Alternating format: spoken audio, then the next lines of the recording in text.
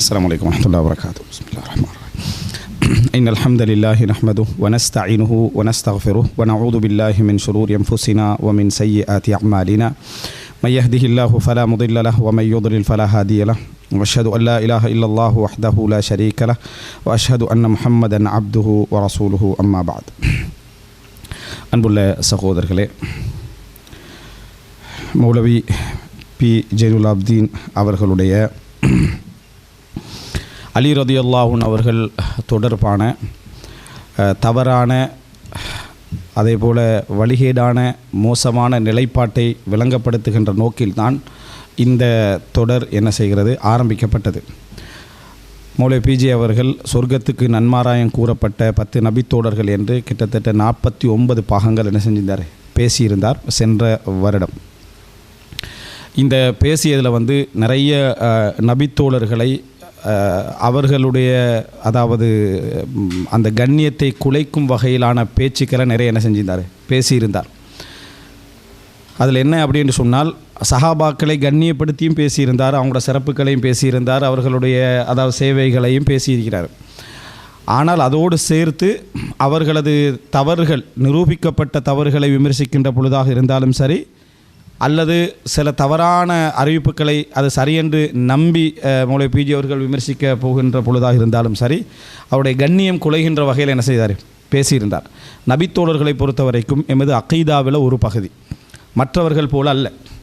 சஹாபத்து குல்லுஹும் உதூல், இது நாங்கள் எல்லாருமே உடன்பட்ட ஒரு விஷயம். நபித்தோழர்கள் அனைவரும் நேர்மையானவர்கள். அவங்களோட ஹதீஸுகளில் பலம் பலகீனம் நாங்கள் பார்க்குறது இல்லை. அவங்க பொய் சொன்னாங்களா இல்லையான்னு பார்க்குறது இல்லை. மற்ற எல்லா அறிவிப்பாளர்களையும் நம்ம பார்ப்போம், அவர்களை நம்ம பார்க்க மாட்டோம். காரணம் என்னென்னா, நம்பகத்தன்மையோடு இருக்கக்கூடியவர்கள் என்ற அர்த்தம். இந்த இடத்துல நபித்தோழர்கள் விமர்சிக்கப்படுகிற நேரத்தில் முதலாவது கேள்வி எல்லாரோட உள்ளத்தில் என்ன உண்டாகும்னா, அப்போ இவர் இதில் உண்மை சொல்லியிருப்பாரா, அம்மார் ரதியெல்லாம் உண்மை சொல்ல வாய்ப்பு இருக்குதா, இவ்வளவுக்கு செய்கிறவர் பொய்யும் சொல்லிக்க வாய்ப்பு இருக்குதானே, அலி ரதியெல்லாம் இவ்வளவு செய்கிறவர் பொய் சொல்ல வாய்ப்பு இல்லையா, உஸ்மான் ரதியெல்லாம் இவ்வளோ செய்கிறவர் பொய் சொல்ல வாய்ப்பு இல்லையா, அப்படி என்று அவர்களுடைய நம்பகத்தன்மையில் கேள்விகள் என்ன செய்யும், உண்டாகும். நம்பகத்தன்மையில் கேள்விகள் உண்டாகினா அவருடைய அறிவிப்புகளையும் என்ன செஞ்சிடும், எங்களுக்கு கேள்விகள் உண்டாகிறோம். ஸோ அதனால தான் சொல்லுவாங்க, ஹதீஸ்களை நிராகரிக்கக்கூடிய, குர்ஆனுக்கு முரண்படுதொண்டோ வேறு காரணங்களை சொல்லியோ சில ஹதீஸ்களையோ பல ஹதீஸ்களோ நிராகரிக்கக்கூடியவர்கள் கட்டாயமாக நபித்தோழர்களை விமர்சிக்கவும் செய்வார்கள். என்ன காரணம்னா, ரெண்டும் ஒன்றோடு சம்மந்தப்பட்டது. ஹதீஸ்களில் கேள்வி வந்ததை தொடர்ந்து நபித்தோழர்களையும் சில கேள்விகள் வந்துகிட்டே இருக்கும். ரெண்டும் அதாவது ஒரு நாணயத்துடைய 2 பக்கங்கள். இதை விமர்சிக்காமல் அதை விமர்சித்தவர்கள் என்ன இல்லை. அதனால் இந்த வரலாற்றில் நீங்கள் பார்த்தீங்க அப்படின்னு சொன்னால், ஹதீஸ்களை குர்ஆனுக்கு முரண்படுதென்று மொத்தமாக நிராகரித்தவர்களோ ஒரு பகுதியாக நிராகரித்தவர்களோ நபித்தோழர்களை விமர்சிக்காமல் இருந்ததில்லை. கண்ணியப்படுத்தியும் பேசுவாங்க, அவர்களை அவருடைய கண்ணியம் குலைகின்ற அமைப்பில் என்ன செய்வாங்க, பேசுவார்கள். அது சம்பந்தமான ஒரு கட்டுரை ஒன்றும் என்ன செய்திருக்கிறேன், எழுதியிருக்கிறேன், எப்படியெல்லாம் அந்த கண்ணியத்தோடு அது சம்மந்தப்படுது. இப்போ அதை அப்படியே மௌலவி பிஜேயுடைய அந்த உரைகளை நீங்கள் என்ன செய்யலாம், பார்க்கலாம். இதை விளங்கப்படுத்தும் முகமாகத்தான் இந்த உரை ஆரம்பிக்கப்பட்டது. இதில் மௌலவி பிஜே அவர்கள் வெற்றியா, நான் வெற்றியா, யார் அறிவாளி என்றதற்காக இது ஆரம்பிக்கப்படலை. அப்படி பேசணும் அப்படின்னு நம்ம நினச்சோம்னு சொன்னால், நம்ம அந்த போட்டியில் இந்த உலகத்தில் எந்த பிரயோசனம் இல்லை. அதனால் பார்க்குறவர்கள் அப்படி ஒரு சப்ஜெக்ட் இருப்பதாகவோ அல்லது மௌலவி பிஜேயோடைய எண்ணங்களில் இருந்து அது வெளிப்படுது. அவரே சொல்கிறாரு, சரியா, கர்வம் இருக்கிறது, தான் ஒரு அறிவாளின்னு காட்ட ட்ரை பண்ணுறாரு, நுணுக்கமாக நான் பார்க்குறேன் அப்படின்ட்டு சொல்ல ட்ரை பண்ணுறாரு. நாங்கள் எத்தனையோ முறை சொல்லிட்டோம், அப்படி இல்லை, அந்த எண்ணத்தில் நாங்கள் பேசலை. இருந்தாலும் அவர் என்ன செய்கிறார், அதை அப்படி சொல்லிக்கிட்டே இருக்கிறார். அப்போ பிரதான நோக்கம் இதுதான். அப்போ எல்லா நபித்தோழர்களை பற்றியும், அதாவது நபித்தோழர்கள் என்று நான் அபூபக்கர் ரலியல்லாஹு வரலாற்றில் தான் கொஞ்சம் அவரை காணலை, மற்றபடி எல்லா நபித்தோழர்களை பற்றியுமே என்ன செய்தார், அதாவது கண்ணியம் குலைகின்ற அமைப்பில் விமர்சித்திருக்கிறார். நிரூபணமான செய்திகளை வச்சுருந்தான், நிரூபணம் இல்லாத செய்திகளை வச்சுருந்தான். நபித்தோழர்கள் தவறு செஞ்சுருந்தாங்க அப்படின்னா நாங்கள் என்ன முடிவுக்கு வரணும்டா, அல்லாஹு தாலா மன்னிக்கக்கூடியவன், அதையும் அவரும் சொல்கிறாரு, அல்லாஹ் மன்னிக்கக்கூடியவன். ஆனால் அந்த தவறுகளை விமர்சிக்கிற டைமில் நான் கூட அப்படி செய்வேனா, நாங்கள் கூட அப்படி செய்வோமா, இவர் இப்படி செஞ்சுக்கிறாரு என்றது எவ்வளோ பெரிய ஒரு அவருடைய இஹ்லாஸ்லையும் தக்வாலையும் உள்ள கேள்வி. அடுத்தது வார்த்தைகள். குறிப்பாக நாங்கள் இந்த தலைப்பை அலி ரலியல்லாஹு அன்ஹு அவர்களோடு எடுத்ததுக்கான காரணம், வசைப்பாடப்படுகின்ற நபித்தோழர்களில் முதல் தரத்தில் முஆவியா ரலியல்லாஹு அன்ஹு அவர்களும் அடுத்த தரமாக அலி ரலியல்லாஹு அன்ஹு என்ன செய்வாங்க, இருப்பாங்க. அவர் அடிக்கடி கேட்குறார், நான் உமரை விமர்சிச்சிக்கேன் தானே, நான் அவரே விமர்சிச்சிக்கேன் தானே, இவரே விமர்சிச்சிக்கேன் தானே, ஏன் நீங்கள் இதுக்கெல்லாம் என்ன பதில் சொல்லலேண்டு. அவர்களுடைய விமர்சனங்களை பொறுத்த வரைக்கும் அதை மறுப்பு சொல்லாமலே அவசரமாக என்ன செஞ்சிடும், மக்கள்கிட்ட வந்து எல்லை மீறுறாருன்றது விளங்கிடும். அலி ரலியல்லாஹு அன்ஹு விஷயத்திலையும் முஆவியாவோட விஷயத்திலையும் அந்த ஜமல் யுத்தம், சிஃபின் யுத்தம், அதுபோல் உஸ்மான் ரலியல்லாஹு அன்ஹுடைய படுகொலைகள் இவைகள்லாம் அவங்களோட வரலாற்றோடு சம்பந்தப்பட்டு நடந்திருப்பதனால அதை அவர்களோடு லிங்க் பண்ணி முஆவியா அவங்கள லிங்க் பண்ணி அலி லிங்க் பண்ணி பேசக்கூடிய நயவஞ்சகர்கள் அன்றைய காலத்தில் இருந்தாங்க. அவங்க தான் அதை ஏற்படுத்தினாங்க. அதை வழிமொழிந்து வரலாற்றாசிரியர் சிலர் என்ன செஞ்சாங்க, அந்த அறிவிப்புகளை தரம் பிரிக்காமல் எழுதினாங்க. அதை வழிமொழிந்து சொல்லக்கூடிய பலர் என்ன செய்கிறாங்க, இருக்கிறாங்க. அப்படிப்பட்டவர்களை நீங்களே என்ன செய்கிறீங்க, இருக்கிறீங்க என்பதனால தான் இவனுடைய விமர்சனத்தை என்ன செஞ்சோம், எடுக்க ஆரம்பித்தோம். அலி ரலியல்லாஹு அன்ஹு விஷயத்தில் இந்த மறுப்பு ஆரம்பித்தது தொடர் எப்படி, இப்போ வேற எங்கேயோ என்னது எங்கேயோ ஒரு பகுதிக்கு 2 மணித்தியாலம் கொண்டு போயிட்டு இருக்கிறார். மௌலை பிஜி அவர்கள் அந்த கடைசியாக பேசின அந்த மொத்தம் 7 மறுப்புகள் பதிவு செஞ்சுக்கிறார். அதில் கடைசியான மறுப்பு என்ன அப்படின்னு சொன்னால், அதாவது அலி ரலியல்லாஹு அன்ஹு அவர்கள் ஆட்சிக்கு ஆசைப்பட்டார் என்பதற்கான வேறு ஆதாரங்கள் அப்படி என்று ஒரு 2 அவர். சரியா? இங்கிட்ட தலைப்பு வந்து அலி ரலியல்லாஹு அன்ஹு அவர்கள் ஆசைப்பட்டார்களா இல்லையா என்ற டாபிக் 2ஆம் பட்சம்தான். ஏனென்றா அலி ரலியல்லாஹு அன்ஹு ஆசைப்பட்டார்கள் வந்தால் கூட நாங்கள் அதை எப்படி விளங்குவோம்ட்டு எங்களுக்கு ஒரு விளக்கம் இருக்குது. அது அஹ்லு சுன்னாவுடைய விளக்கம். அது எங்களுக்கு ஒரு பிரச்சனை இல்லை. அது சம்பந்தமாக நிறைய நாங்கள் சஹூர் முஸ்தபாவுக்கு மறுப்பு சொல்லக்கொலை கூட என்ன செஞ்சுக்கிறோம், முஆவியா ரலியல்லாஹு அன்ஹு அவர்கள் ஆட்சிக்கு ஆசைப்பட்டார்களா என்று ஒரு தலைப்பு போட்டு அது சம்பந்தமாக முழுமையாக விளங்கப்படுத்திக்கிறோம். இன்ஷா அல்லாஹ் இந்த தொடரில் அதுவும் என்ன செய்யும், அப்லோட் ஆகும். அதாவது யாரெல்லாம் ஆட்சிக்கு ஆசைப்பட்ட மாதிரி வருதோ அதெல்லாம் எப்படி விளங்கணும். யூசுப் அலைஹிஸ்ஸலாம் குர்ஆனில் வருது, என்ன இஜ்அல்னி அலா ஹஸாயினில் அர்த், என்னை பூமியின் பொருளாதாரத்துக்கு அமைச்சராக்குங்க, பொறுப்பாக்குங்க, ஆட்சியை கேட்டுக்கிறார். எப்படி புரிஞ்சு கொள்ளணும். அதே போல் அதாவது ஹபலி முல்கன் லா யம்பகி லி அஹதின் மின் பஅதி, எனக்கு பின்னால் எவருக்கும் கிடைக்காத ஒரு ஆட்சியை தான் யார், சுலைமான் அலைஹிஸ்ஸலாம் கேட்டுக்கிறாங்க. அதே போல் ரசூல் ஸல்லல்லாஹு அலைஹி வஸல்லம் வரலாற்றில் இந்த நபித்தோழர்கள் நிறைய பேர் ஆசைப்பட்டுக்கிறாங்க. அஹ்பப்துல் இமாரத்தை யௌம இதீன் ஃபமா அஹ்பப்துல் இமாரத்தை இல்லா யௌம இதீன், அன்றைய தினமே நான் ஆட்சிக்கு ஆசைப்பட்டேன், வெற்றிக்காக அந்த நல்ல ஒரு அல்லாஹ் தஆலா விரும்பக்கூடிய ஒருத்தனுக்கு கொடியை கொடுப்பேன் ரசூலுல்லாஹ் சொன்னதுனால ஆசைப்பட்டிருக்கிறேன், உமர்லாம் சொல்கிறாங்க. பழங்கிட்டா அதே போல் அதாவது இன்னமுள்ள பல செய்திகளை உமர்லாங்கிற விஷயத்தை அதெல்லாம் எப்படி புரிஞ்சு கொள்ளணும்ன்றது அஹ்லு சுன்னா வல் ஜமாஅத்தோட ஒரு அகீதா. அது சம்பந்தமாக முஆவியா ரலியல்லாஹு அன்ஹு அவர்கள் ஆட்சிக்கு ஆசைப்பட்டார்கள் என்ற தலைப்பில் நாங்கள் முழுசா பதில் சொல்லிக்கிறோம். நபித்தோழர்கள் விஷயத்தில் நாங்கள் எப்படி அதை புரிஞ்சு கொள்ளணும். ஏன்னா மற்ற மனிதர்களைப் போல நபித்தோழர்களை நாங்கள் அணுகலை என்றது அகீதா. இல்லை மற்ற மனிதர்களைப் போல தான் நபித்தோழர்கள்னா அப்போ என்னத்துக்கு அவங்க மட்டும் நம்பகமானவன் பேர் வச்சுக்கிறீங்க, வேறு பேர்லாம் கொடுக்க வேண்டியதானே. எல்லாருக்கும் நம்பகமானவர்கள் இல்லையான்னு நம்ம பார்க்குறோம் தானே. அப்போ நபித்தோழர்களே நம்பகமானவர்களா இல்லையான்னு பார்க்கணுமா இல்லையா, அதுக்கு நம்ம வைக்கலை. அப்போ ஏனே மனிதர்களை போல் நபித்தோழர்கள் நாங்கள் அணுகலை. நாங்கள் நபித்தோழர்கள் அணுகிறதெல்லாம் வந்து அது ஒரு டிஃப்ரெண்ட் அமைப்பில் தான் நம்ம அணுகிறோம். அது அகீதா எங்களுடைய. அவர்களை என்ன தவறு செஞ்சாலும் மன்னிக்கப்பட்ட நபித்தோழர்கள் இருக்கிறேன்னு சொல்லி ஆயிரக்கணக்கான நபித்தோழர்களை சொல்கிறோம். பத்ரில் கலந்து கொண்டவங்க, ஹுதைபியாவில் கலந்து கொண்டவங்கன்னு எத்தனை பேரை சொல்கிறோம். ஸோ அதனால் நபித்தோழர்கள் விஷயத்தில் திறந்த ஆய்வு பிழை அது சொல்லுவாங்க, அல் பஹ்துல் மௌது என்று சொல்லி திறந்த ஆய்வு என்று மேற்கத்திய உலகத்தில் உண்டாக்கினாங்க. அது என்னென்னா அதை சையத் குத்துப் சொல்லுவார். எப்படி சொல்லுவார்னு சொன்னால், ஃபல் நஹ்லா கதாசத்தல் குர்ஆனி முஅக்கதா, குர்ஆனுடைய புனிதத்துவத்தை நாங்கள் தற்காலிகமாக எடுத்து வைப்போம், கழட்டி வச்சுட்டு இப்போ குர்ஆனை திறந்த ஆய்வு அப்படி என்ற பேரில் வந்தால் எல்லாத்தையும் விமர்சிக்கிறது, மனசில் வர தோண்டத்தெல்லாம் சொல்கிறது, மனசு திறந்த ஆய்வுடைய எல்லைகளுக்குள்ளே சொல்கிறது. இப்படி குர்ஆனையோ ஹதீஸையோ சஹாபாக்களையோ நபித்தோழர்களோ ஆய்வு செய்யலாது. அது அகீதா பின்னணியிலே ஈமானிய பின்னணியிலே தான் நாங்கள் அதை என்ன செய்யணும், ஆய்வு செய்யணும். அந்த ஆய்வு அடிப்படையில் தான் நாங்கள் அதையும் பார்க்கணும். இந்த அடிப்படையில் பார்த்தா தான் எங்களுடைய அகீதாலாம் சரியாகிக்கும். திறந்த கேள்வின்னு வந்துட்டீங்கன்னு சொன்னால் நீங்கள் எல்லாரும் கேள்வி கேட்கலாம். எல்லாரும் கேள்வி கேட்குற இடத்துக்கு வந்துட்டிங்கன்னா எல்லாமே முடிஞ்சுது. ரசூலாங்களையும் கேள்வி கேட்குற இடத்துக்கு என்ன செஞ்சிடும், அது வந்துடும். அதை நபிக்கு மட்டும் என்ன தனிப்பட்ட சட்டாண்டு 2 கேள்வி என்ன செய்யும், வரத்தான் செய்யும். ஸோ இந்த மாதிரியான போக்குக்கு மௌலை பிஜே போகாது விட்டாலும் அதனுடைய அடித்தளம் தான் அது.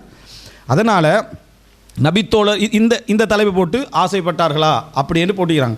அதுக்கெல்லாம் எவ்வளவோ விளக்கங்கள் பதில்கள்லாம் பழைய உரைகள்லாம் நிறைய நம்ம என்ன செஞ்சுக்கிறோம், சொல்லிக்கிறோம். அந்த பகுதியிலையும் அவ்வளவு பிழைகள், அந்த பகுதியில் என்னது அவ்வளோ பிழைகள் அவர் என்ன செய்ய. இதுதான் 7வது பாகம். நாங்கள் என்ன கேள்வி வச்சோம்னு புற சொல்கிறோம். 6வது பாகம் என்ன தெரியுமா, அலி ரலியல்லாஹு அஹ்லுல் பைத் இல்லை, அலி ரலியல்லாஹு அன்ஹு அஹ்லுல் பைத் இல்லை அப்படி என்றதுக்கு ஆதாரம் அவர் என்ன செய்கிறார் தெரியுமா, அஹ்லுல் பைத் என்ற ஆதாரம் இங்கே அதில் தான் தூக்கிடுறது. புகாரில் வரதை எடுத்துடுறது, முஸ்லீமில் வரதை எடுத்துடுறது, எல்லாம் எடுத்துட்டோன்னே அதுக்கப்புறம் என்கிட்ட கேட்குறது இப்போ 7 மணி ஆதாரம் காட்டுன்றது. சரியா, நான் ஆதாரமாக வச்சுக்கிறது புகாரி முஸ்லீம். சரியா, புகாரி முஸ்லீமில் உள்ள எல்லாத்தையும் எடுத்துட்டு இப்போ 7 மணி ஆதாரம் காட்டுண்டா இப்போ அடுத்த எந்த வாதத்துக்கு போவோம், சிந்தனை வாதத்துக்கு தான் போவோம். சிந்தனை ரீதியான வாதத்துக்கு தான் நம்ம என்ன செய்ய வேண்டி வரும், போக வேண்டி வரும். அந்த சிந்தனை வாதத்திலையும் அவர் அதில் தோல்வி அடைகிறார். அதில் அவருக்குள்ளே அவர் சிந்தனைவாதத்தில் என்ன செய்கிறாரு, முரம்பறார். அதை நான் நிரூபிக்கிறேன் இன்ஷா அல்லாஹ். ஆனால் அலியுல்லா அஹ்லுல் பைத் என்ற இடத்துக்கு என்ன செஞ்சாய் போய் இந்த இடத்துக்கு அவர் போனதுக்கு காரணம் இப்னு தைமியா ரஹிமஹுல்லாஹ் சொல்கிற மாதிரி பிதஅத்துன்றது ஆரம்பத்தில் ஒரு சாணாக இருக்கும், புறவு முலமாக மாறும், புறவு வந்து என்ன செய்யும் அது மீட்டர் கணக்கு பெருசாகிடும். இதுதான் இது. அலி ரலியல்லாஹு அன்ஹு அவர்கள் வேஷதாரி என்று எப்படி சொல்லுவீங்கன்னு தான் எங்கட உரையை ஆரம்பிச்சுது. அலி ரலியல்லாஹு அன்ஹு அவர்களை அஹ்லுல் பைத் வேஷம் போட்டவர்ன்றார் பிஏ. சரியா, அஹ்லுல் பைத் வேஷம் போட்டவர், அஹ்லுல் பைத் போர்வையை போர்த்தி கொண்டு தான் அத்தனை உஸ்மான் ரலியல்லாஹு படுகொலையும் என்ன செஞ்சார் அலி ரலியல்லாஹு அன்ஹு அவர்கள் செய்தார்கள் என்று பேசுகிறார். சரியா, உஸ்மான் படுகொலைக்கு இந்த அஹ்லுல் பைத் வேஷம் போட்டுக்கிட்டு செஞ்சார். இந்த உத்தமர் தொழுவிக்க போகலை, ஜனாசா 3 நாளாக உஸ்மான் ரலியல்லாஹு ஜனாசா குப்பை மேட்டில் எறியப்பட்டிருந்தது. அதை பார்த்து கொண்டிருந்தார். கபனிடவும் இல்லை, குளிப்பாட்டவும் இல்லை, கபனிடவும் இல்லை, தொழுவிக்கவும் இல்லை, அதை அவமானப்பட்டு கொண்டிருப்பதை பார்த்து கொண்டிருந்தார் என்றார். சரியா, அதே போல் உஸ்மான் ரலியல்லாஹு அன்ஹு அவர்கள் நிந்தனை செய்யப்படுவதை உள்ளத்தால் அங்கீகரித்தார், திட்டம் போட்டார், கொலைக்கு எல்லா ஐடியாவும் என்ன செஞ்சார் போட்டார் என்று அலி ரலியல்லாஹு அன்ஹுக்கு சொன்னார். இதை எடுத்து இப்படி நீங்கள் சொல்லிக்கிறீங்களே, இது எவ்வளோ பெரிய பாவம் அலி ரலியல்லாஹு அன்ஹு விஷயத்தில். இதுக்கு நீங்கள் தௌபா செய்யணும், மாறிக்கொள்ளணும் அப்படி என்று தான் நம்ம சொன்னோம். அதான் ஒரு 10 நிமிஷம் கிளிப். இதில் தௌபா செஞ்சுருங்க. மற்றது பலகீனமான அறிவிப்புகள் வச்சு தான் இதை சொல்லியுமிக்கிறீங்க. பலகீனமான அறிவிப்புகளை வச்சு தான் இவ்வளோ சொல்லிக்கிறீங்க. எதை சொல்லிக்கிறீங்க? ஆட்சிக்கு ஆசைப்பட்டாரா இல்லையான சப்ஜெக்டில் நாங்கள் எடுத்தது அது 2வது அம்சம். சரியா, என்னன்னா குப்பை மேட்டில் 3 நாளாக தூக்கி வீசி இருந்தது. குப்பை மேட்டில் 3 நாளாக தூக்கி வீசி இருந்தது. இதுக்கு என்ன ஆதாரம்? நீங்கள் வச்சு நீங்களே பலகீனம் மட்டும் சொல்லிக்கிற ஒரு ஆதாரத்தை வைக்கிறீங்க. இது என்ன உண்டு? 2வது என்ன வாதம் எடுத்தோம் அப்படின்னா, கொலைக்கு திட்டம் போட்டார், ஐடியா பண்ணினார், அஹ்லுல் பைத் வேஷம் போட்டார், இந்த உத்தமர் தொழுவிக்கலைன்றதெல்லாம் எங்கேயும் எடுத்தீங்க. அதனால் இந்த வார்த்தை பிரயோகம் பிழை, தௌபா செய்யுங்கன்னு சொன்னதுக்கு அவர் மறுப்பு போட்டார். என்ன மறுப்பு போட்டாருன்னா, அலி ரலியல்லாஹு அன்ஹு அவர்கள் வந்து அந்த கிளிப்பிங்கெலாம் நான் திருப்பி போடலை, ஏன்னா பல முறை நம்ம என்ன செஞ்சிட்டோம், அது போட்டு காட்டிட்டோம். அலி ரலியல்லாஹு அன்ஹு அவர்கள் இப்போ வேஷம் போட்டான்னு சொல்லிட்டேனே, அவர் ஒரு முஃமின் என்ன செய்யணும், அது ஒரு நானே சொல்கிறேன், ஸ்பீச்சுடைய ஒரு வேகத்தில் வந்துட்டு ஆத்திரத்தில் வந்துட்டு அப்படின்னு நீங்கள் சொல்லி தௌபா செஞ்சுருங்க அதில் அப்படின்னு சொன்னதுக்கு நான் சொன்னது சரிதான்.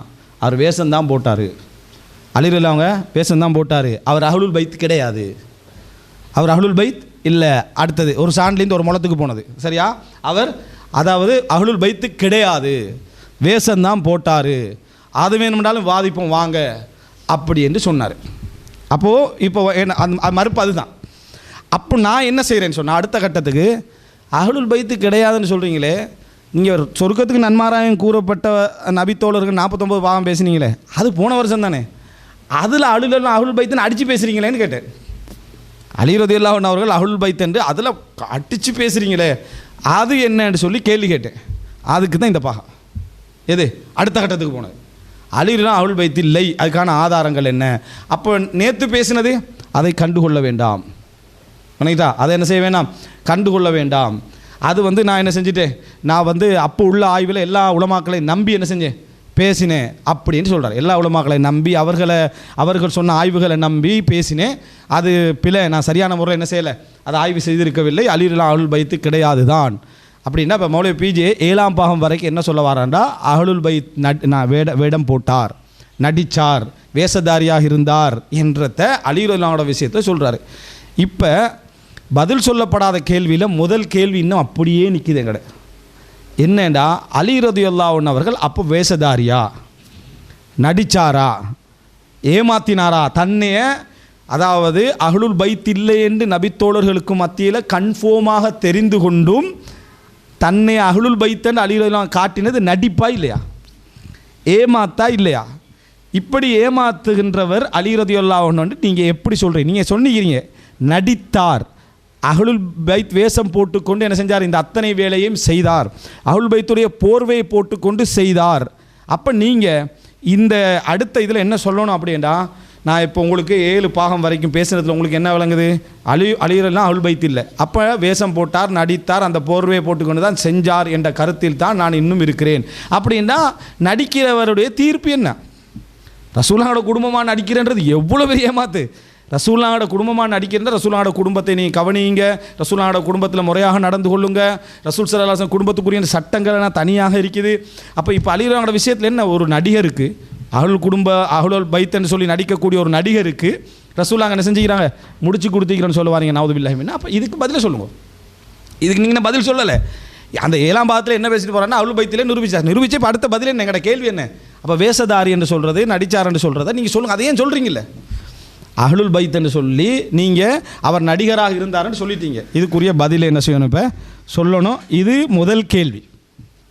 ரெண்டாவது, அவர் என்ன பதில் சொன்னாருன்னா, நீங்கள் இப்படி சும்மா கேள்வி கேட்குறதுக்கு பதிலாக, அட்வைஸ் பண்ணுறதுக்கு பதிலாக நான் வைத்த ஆதாரங்களை பதில் சொல்லுங்கள். அந்த ஆதாரத்துக்கு என்ன செய்ய பதில் சொல்லுங்கன்னு சொல்லி பேசினார்.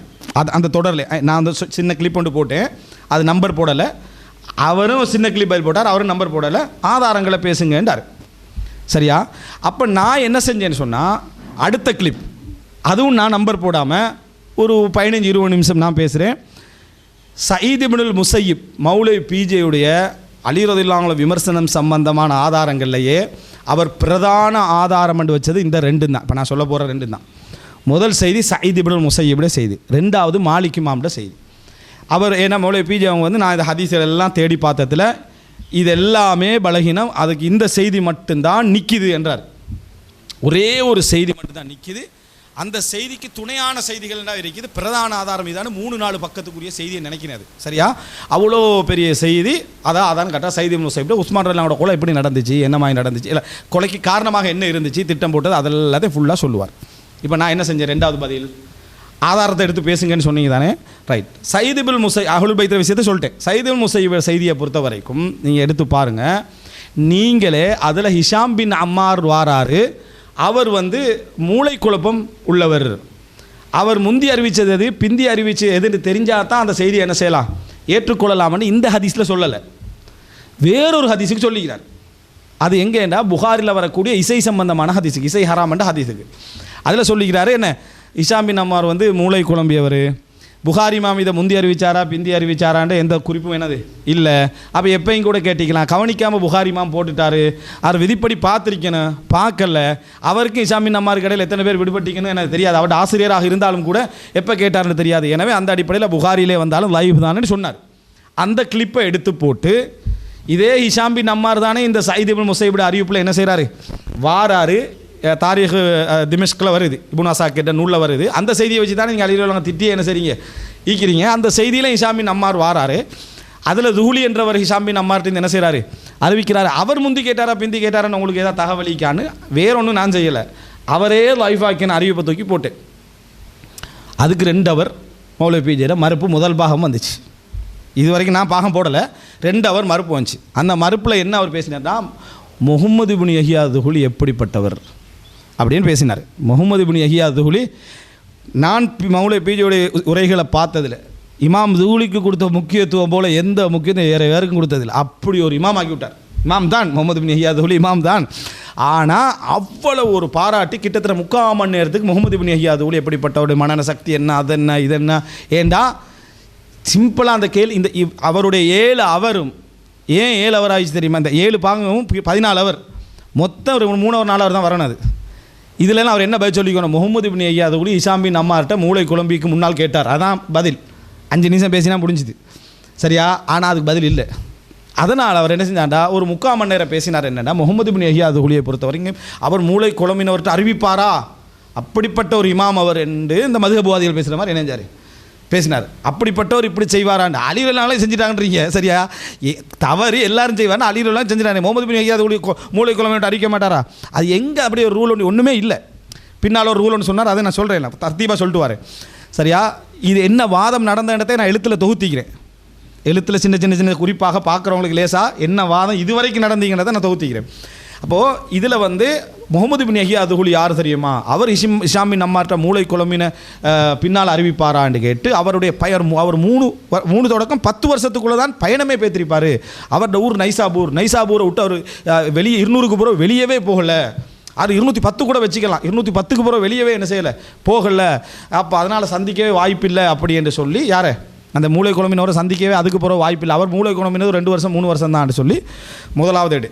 2வது, அப்படியே அவர் வெளியே போயிருந்தாலும், துஹுலி வெளியே போயிருந்தாலும் அவருக்கு இந்த ரூல் செல்லாது. இந்த சட்டம் எது, மூளை குழம்பினவர்கிட்ட இந்த அறிவித்த அறிவிப்பு பலகீனமாகும் என்ற ரூல் அவருக்கு செல்லாதான். ஏன்னு சொன்னால் அவர் டேலண்ட் ஆனால் அவர் மூளை குழம்பினு பார்த்தா என்ன செஞ்சுப்பார், எடுக்கவே மாட்டாருண்டு. அப்போ நான் திருப்பி அதை கேட்டிருந்தேன்னா, அப்போ புகாரிக்கு சொல்லுங்களேன், இதையும் அந்த புகாரில் ஹதீஸ் லைவ் ஆக்கினீங்களே ஹிஷாம் பின் அம்மார் மூளை குழம்பின்னு வரணும், அதை புகாரிக்கு சொல்லுங்களே என்று சொன்னதுக்கு அது புகாரிக்கு சொல்ல முடியாது. ஏண்டா புகாரி மாம் அதில் எனது ஆசிரியர் சொன்னார் என்று தான் அறிவிச்சுக்கிறாரு. எனது ஆசிரியர் என்னிடத்தில் சொன்னார்னு என்ன செய்யலை, அறிவிக்கவில்லை அப்படி என்று சொல்லி என்ன செஞ்சார், அந்த வாதத்தை வச்சிருந்தார்.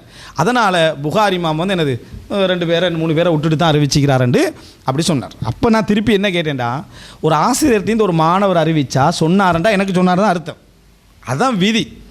சரியா? புகாரிக்கு அது பல வகையில் பொருந்தும். புகாரிக்கு அது பல வகையில் பொருந்தும். ஏன் பல வகையில் புகாரிக்கு பொருந்தும்னு சொன்னால், இமாம் புகாரி சஹீஹுல் புகாரியை எழுதுறதே சஹீஹான ஹதீஸில் வைக்கத்தான். துகுலி வந்து எங்கேயும் சொல்லலை நான் சஹீஹான ஹதீஸ் தொகுத்திக்கிறேன் சஹீஹானத்தை மட்டும் தான் அறிவிப்பேன், துகுலி எங்கேயும் சொல்லலை. இமாம் புகாரி மற்ற கிரந்தங்களில் சொல்லாட்டியும் சஹீஹுல் புகாரிக்கு நான் சஹீஹானதாக பதிவு செய்வேன், இஸ்னாதோட பதிவு செஞ்சான். இத்தனைக்கும் ஹிஷாம் பின் அம்மார் அவரோட ஆசிரியர். இப்போ அப்போ தான் உதாரணம் சொன்னேன், இப்ராஹிம்ன்ற எனக்கு ஒரு உஸ்தாதிக்கிறாரு, நான் அவர்கிட்ட 6-7 வருஷம் படிக்கிறேன், நான் வெளியே போய் இப்ராஹிம் உஸ்தாத் சொன்னாரண்டா இப்படி விளங்குவாங்க, இப்ராஹிம் உஸ்தாத் எனக்கு சொன்னார்னா என்ன செய்வாங்க, விளங்குவாங்க அப்படின்னு சொன்னேன். அதை எப்படி விளங்குவாங்கன்ட்டு இன்னும் 2 அவர் மறுப்பு போட்டார். வணங்கிட்டா அந்த மறுப்பு வந்து 4வது பாகம், 4ஆம் பாகம் மறுப்பு எப்படி போட்டாரண்டா, உலகத்திலேயே இப்படி ஒரு கூறுகட்ட விளக்கத்தை எவனும் சொல்லிக்க மாட்டான் எனக்கு. சரியா? சொன்னாரண்டா எனக்கு சொன்னார்னு விளங்குவீங்களா, ரசூலுல்லாஹ் அங்கே சொன்னார் அப்படின்னா உனக்கா சொன்னார், அப்துல்லா இப்னு மஸ்ஊத் சொன்னார் அப்படின்னா உனக்கா சொன்னார், அல்லாஹ் சொன்னார்டா உனக்கா சொன்னார், என்ன விளங்குறீங்க, இப்படி ஒரு கூறுகட்ட விளக்கத்தை விளங்கிக்க மாட்டாங்கன்னு அதுக்கு ஒரு முக்காமத்தியால. நான் பேசுகிறதே ஆசிரியரை பற்றி. சரியா? ஆசிரியர் சொன்னார் என்று சொன்னால் எப்படி விளங்கணும், விளங்கிட்டா? நான் உம்மா சொன்னார்ண்டா எப்படி விளங்கணும், ஏன்ட பூட்டி சொன்னார்ண்டா எப்படி விளங்கணும் ஒரு அர்த்தம் முடியுது தானே. அதான் அப்போ ஹவ்வா அலைஹிஸ்ஸலாம் சொன்னார்னா எங்கட என்னது பாட்டி அவள் சொன்னார்ண்டா எப்படி விளங்கணும், ஏன்ட உம்மா சொன்னார்ண்டா எப்படி விளங்கணும் ஒரு விளக்கம் இல்லையா? நான் அதைத்தானே நான் பேசிட்டு இருக்கிறேன், என்னண்டா அதுக்கு பதில் இல்லை, எனக்கு தெரியும் அவருக்கு அது பதில் இல்லைன்னு. ஆனால் நிரூபிக்கிறது தானே பிரச்சனை. இந்த உலகத்தில் அறிவுக்கு உள்ள சோதனை என்னென்னா நிரூபிக்கிறது தான், அதுதான் அறிவு சோதனை. அந்த நிரூபிக்கிற போராட்டம் தான் இருக்கே தவிர அவருக்கு என்ன விளங்குது எனக்கும் விளங்குது தான். அவர் இதில் ஏன்னா அவர்கிட்ட முன்பகுதியில் நான் படிக்காமலாம் இல்லையே, எல்லாம் படிச்சுக்கிறேன். சரி, அவரை நிறுத்தின இடத்துக்காக வேண்டி அவரே காலைக்கு சொன்னார்ன்ட்டு ஒரு விளக்கம் சொல்லிக்கிறாரு. அதை கிளிப்பை போட்டு 15 நிமிஷம் விளக்கம் கொடுத்தாரு. காலை என்று சொன்னார்னா எனக்கு சொன்னார் தாண்டா அவர் விளக்கம் கொடுக்குறாரு. மௌலவி பிஜே விளக்குன காலை என்று சொன்னார்ண்டா அது எனக்கு சொன்னார்னா அர்த்தம், ஆசிரியர்கிட்ட வேற என்ன அர்த்தம் அதில் அப்படி என்று எதில் விளக்கம் கொடுக்குறாரு, அல்லாஹும்ம இன்னக அஃபூன் துஹிப்புல் அஃவ அஃபு அன்னி என்ற ஹதீஸ். அயாலா நீ மன்னிப்பவன் மன்னிப்பதை விரும்புகின்றவன், சரியா என்னை மன்னிப்பாயாக என்று ரமலானுடைய கடைசி 10 ஓரத்துக்கு ஆயிஷா கேட்டாங்கன்னு ஒரு செய்தி வருது. அந்த ஹதீஸ் வந்து லைஃப் ஆனது தான். சரியா? அது லைஃப் ஆனது என்று சொல்லி மௌலவி ஃபாரிஸ் ரசாதி பேசின அந்த ஸ்பீச்சுக்கு மௌலவி பிஜே பதில் சொல்கிறாரு. அவங்க 2 பேருக்கெல்லாம் டிஸ்கஷன் போச்சு. அப்போ அதில் வந்து அந்த இப்னு புரைதாவுடைய செய்தி, அப்துல்லா இப்னு புரைதாவுடைய செய்தியை ஆயிஷாரில் அவங்கள்ட்ட கேட்டாங்களா இல்லையான்ற ஒரு பிரச்சனை. அதில் வந்து சில அறிஞர்கள் வந்து அப்துல்லா இப்னு புரைதா ஆயிஷாரில் அவங்கள்ட்ட எந்த செய்தியையும் கேட்டது கிடையாது அப்படின்னு சொல்கிறாங்க. அதுக்கு மௌலவி பிஜே பதில், அது எப்படி கேட்டது கிடையாதுன்றது, 2 பேரும் ஏக காலத்தில் வாழ்ந்துக்கிறாங்க, வாழ்ந்தால் கேட்டு தான் இருக்கிறாங்கன்னு அர்த்தம். விளங்கிட்டா? காலன்னு சொன்னால் அது கேட்டாங்கன்னு தான் அர்த்தம், என்னட்ட சொன்னாங்கன்னு தான் அர்த்தம். இப்படி தான் உசூல் ஹதீஸில் விளங்குவாங்க, இதுதான் விதி என்று 15 நிமிஷம் பேசிக்காரு. அதுக்கு என்ன பதில் வரல, நான் போட்டேன். அது 10ஆம் பாகத்தில் என்ன செஞ்சேன், அதுக்கு போட்டுட்டேன். இதுக்கு என்ன சொல்ல போகிறாரு தெரியா, என்ன சொல்லலாம் சில வேலை, அது வரைக்கும் நான் அப்படி தான் விளங்கி வச்சுருந்தேன். சரியா? இப்போ நான் என்ன செஞ்சுட்டேன், அந்த விதியிலிருந்து மாறிட்டேன்னு சொல்லவும் வாய்ப்பு இருக்கு. அல்லது அதில் ஒரு பகுதியை பிடிச்சிட்டு நான் எதுக்கு பேசுகிறேன் நீங்கள் எதுக்கு சொல்கிறீங்கன்னு சொல்கிறதுக்கும் வாய்ப்பு இருக்கு. ஆனால் வெளிப்படையாக விளங்குற விளக்கம் மிச்சம் தெளிவு அதில். சரியா? அந்த வாதத்துக்கு வாதம் வச்சா புது வாதம் வச்சா நான் தொடருவேன், புது வாதம் வச்சால் நான் அது தொடருவேன். நீங்கள் எவ்வளோக்கு எவ்வளோ ஏன்னா வாதம் என்றது ஹக்குக்கு ஆதாரம் இருக்கு உலகத்தில். சரியா? அப்போது இதில் என்ன விஷயம்னா, இப்போ இந்த செய்தி அதில் நிற்கிது. அப்போ திருப்பி நான் என்ன கேட்டேன்னா, அதுக்கு என்ன செஞ்சாரண்டா இன்னொரு பாகத்தில், அதாவது கிட்டத்தட்ட நான் நினைக்கிறேன் வந்து 4வது பாகத்தில் தான் யார் இமாம் இப்னு ஹஜருடைய ஃபத்துல் பாரி எடுத்து வாட்சி காட்டினார். அதுக்கு ஃபத்துல் பாரி எடுத்து வாட்சி காட்டி புகாரிக்கும் அந்த ஹிஷாம் பின் அம்மார் அவருடைய ஆசிரியர் இருக்கிறேன் அவருக்கு இடையில் 2 பேர் விழுந்திக்கிறாங்க என்று வாசித்து காட்டி புகாரியுடைய வேறொரு பிரதி ஒன்றைக்கு பிரபலி இல்லாத பிரதி அபூதர் அல் ஹரவியோட பிரதி என்றெல்லாம் சொல்லியிருந்தார். அப்போ நான் சொல்லி காட்டினேன், ஃபத்துல் பாரியோட பக்கத்தை எடுத்து அந்த பக்கத்திலேயே இப்னு ஹஜர் திட்ட தெளிவாக இது பிழையான வாதம், சரியா ஜர்கஷி பிழையாக வாசிட்டாருன்னு சொல்லி காட்டுறாரு. அதை விட்டுட்டு வாசிக்கிறார் மௌலவி பிஜே வேணுமெண்டல. அது அவருக்கு என்னது, அது என்ன அந்த இமாம் இப்னு ஹஜர் சொல்கிறார், வதஹல ஜர்கஷி இந்த இடத்தில் கவனஈனமாக இருந்து விட்டார் என்று அதே இடத்துல இவர் கவனஈனம் வைக்கிறார். யார் மௌலவி பிஜேயும் கவனஈனமாக அதே இடத்துல இருக்கிறார். அது பிழையுட்டத்தை இப்னு ஹஜர் சுட்டி காட்டுறார், 2 பேரெல்லாம் உடலில் என்று சுட்டி காட்டுறாரு. அவர் அதை கவனிக்காமல் அதே பிள்ளை இவரும் செஞ்சிட்டார். அப்போ பதில் இப்னு ஹஜர் யாருக்கு பிஜேக்கு தான் என்னது, மௌலவி பிஜேக்கு தான் பதில். அந்த பக்கத்தை எடுத்து காட்டி பதிலெல்லாம் போட்டு அப்படியெல்லாம் 2 பேர் விடுபாடெல்லாம் இல்லை. அப்படி இப்னு ஹஜர் தெளிவாகவே அதில் சொல்கிறாரு, இந்த இடத்துல ஹிஷாமிடம் இருந்து இன்னொரு வழியாக புகாரி அறிவிச்சாரா இல்லையான்றது இங்கே தேவையே இல்லை, இது ஆதாரமான செய்தி தான் என்று இமாம் இப்னு ஹஜர் சொல்கிற வாதங்களெல்லாம் எடுத்து காட்டி என்ன செஞ்சுட்டேன், முடிச்சுட்டேன். அடுத்தது இந்த ரூல் சொன்னார் தானே, முகமது இப்னு யஹ்யா துஹ்லி போன்றவர்கள் இப்படிப்பட்டவங்கள்ட்ட இந்த அறிவிப்பாராண்டு ரூலுக்கு என்ன ஆதாரம் என்று கேட்டதுக்கு ஒரு இடத்துல இந்த ஆதாரம் காட்டியிருந்தார். இப்னு சலாஹோட ஆதாரம் உசூல் ஹதீஸ் புக்கில் இருந்து, முகமது இப்னு சலாஹ்லேருந்து. அதில் அவர் ரூலே சொல்லலை, அவர் ஆரிம் என்ற ஒரு அறிவிப்பாளர், புகாரியில் இன்னொரு அறிவிப்பாளர் இருக்கிற ஆரிமண்டு பட்ட பேரோட, அந்த ஆரிமண்ட அறிவிப்பாளர்கிட்டேருந்து முகமது இப்னு யஹ்யா துஹ்லி புகாரி போன்றவர்கள் அறிவித்தால், அவங்க மாதிரி ஆக்கள் அறிவித்தா அது நம்பகமான என்று தான் என்ன செய்யணும், அந்த மூளை குழப்பத்துக்கு முந்தி என்று தான் எடுத்துக்கொள்ளணும் என்றார்.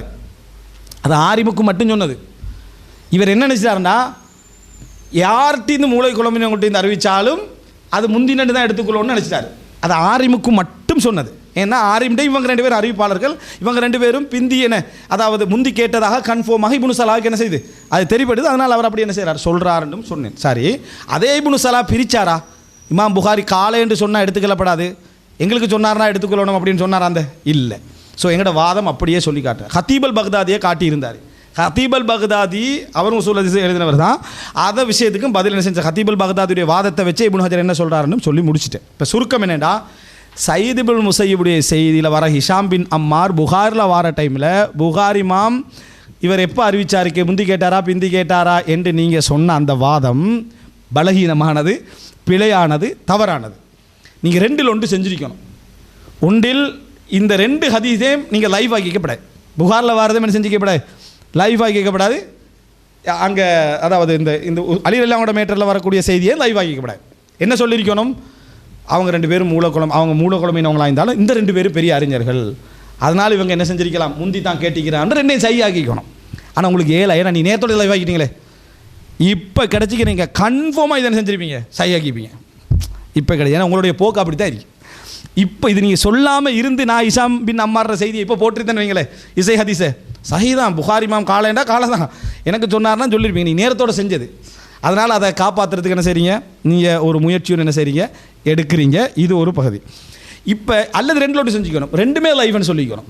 அதுவும் உங்களுக்கு சொல்ல இல்லாத காரணம், நீங்கள் அலி ரலியல்லாஹு வரலாற்றையே பேஸாக வச்சு பேசினது இதை வச்சு, அதான் லைஃப் ஆக்கிக்கொள்ளும் என்னது இயலாத நிலைமை. 2 3வது, நீங்கள் சட்டப்படி என்ன செஞ்சுருக்கணும் தெரியுமா, புகாரில் வாரது சஹி, இந்த தாரீக் திமஷ்கில் வாரது தைவ் தான், அதான் செஞ்சிருக்கணும். ஏண்டா துஹுலி இமாம் நிபந்தனைகளெல்லாம் இப்படி வச்சவர்னு எங்கேயும் என்னது இல்லை. அவர் ஹதீஸ் கிரந்தத்தை தொகுத்து அதில் பதிவு செஞ்சதும் இல்லை.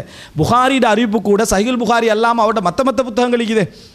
பிருல் வாலிதைன் இருக்குது, ஹல்க் அஃபால் இலிபாத் இருக்குது, அல் கிராத்து ஹல்ஃபல் இமாம் இருக்குது, தாரீகுல் கபீர் இருக்குது, அப்படி நிறைய இருக்குது. அதிலெல்லாம் இந்த நிபந்தனை இல்லை புகாரிக்கு. சஹீல் புகாரிக்கு மட்டும் தான் புகாரி இமாம் நிபந்தனை என்ன செஞ்சது வச்சது. மற்ற எந்த இடத்துல வந்தாலும் நாங்கள் என்ன சொல்லுவோம்டா, மூளை குழம்பிய பின்னால் அறிவிச்சாரா முந்தைய அறிவிச்சாரா எங்களுக்கு ப்ரூஃப் இல்லை, லைவ் தான் நடுவோம். அதே முடிவை நீங்கள் இங்கே என்ன செஞ்சிருக்கணும், எடுத்திருக்கணும். நீங்கள் வேறொரு லைனுக்கு பேத்துட்டீங்க. அதுக்கு தான் நான் புது உசூல் அப்படின்னு சொன்னேன். நான் புது உசூல்னு சொன்னதுக்கு புது உசூல் உருவாக்குறேன் நீங்களாம் நானான்னு கேட்குறேன். நீங்கள் தான் நல்லா தெளிவாக விளங்கிட்டேன். நீங்கள் எவ்வளோ வாதிச்சுக்கிட்டு இருந்தாலும் அறிவுடையவர்களுக்கு நீங்கள் உசூல் ஹதீஸ் விஷயத்தில் நீங்கள் எந்த நிலைமைக்கு போயிட்டீங்கிறீங்கன்னு பார்க்குறவங்களுக்கு தெரியும். ஏன்னா உங்களோட கிளிப்பில் இருந்தே அந்த கால என்ற விஷயத்தெல்லாம் எடுத்து காட்டிட்டு, இதுதான் இப்போ சயீத் இப்னு முஸையிபுடைய செய்தி. இதை வச்சுட்டு இப்போ நான் இப்போ மௌலை பிஜே போட்டார் தானே, நான் சொன்னேனே நம்பர் போட்டு முதலா பாகம் மட்டும் போட்டாரண்டு ஃபுல் டீட்டெயில்ஸாக. இந்த புகாரியில் வர செய்தி அவர் இந்த முந்தைய அறிவிச்சாரா பிந்திய அறிவிச்சாரான்னு தெரியாத இடத்துல காலை என்று வருது, எனக்கு சொன்னார்னு வரலன்னு தான் முகமது இப்னு யஹ்யா துஹ்லிதார் சரிமா அவர் எந்த பயணங்கள் தெரியுமான்னு போட்டதுக்கு நான் 5 பாகம் மறுப்பு போட்டேன். நான் அதுக்கு பிரித்து 5 பாகமாக என்ன செஞ்சேன், மறுப்பு போட்டேன். பிஜியுடைய முதல் பாகத்துக்கு நான் 5 பாகம் மறுப்பு என்ன செஞ்சேன், போட்டேன். அதில் முதலாவது விஷயம் என்ன எடுத்தேன்டா, அதாவது சின்ன சின்ன விஷயங்கள், வரலாறு பேச மாட்டேன்னு சொன்னீங்களே, சரியா, வரலாறுக்கும் மார்க்கத்துக்கும் சம்மந்தம் இல்லைன்னு சொன்னீங்களே.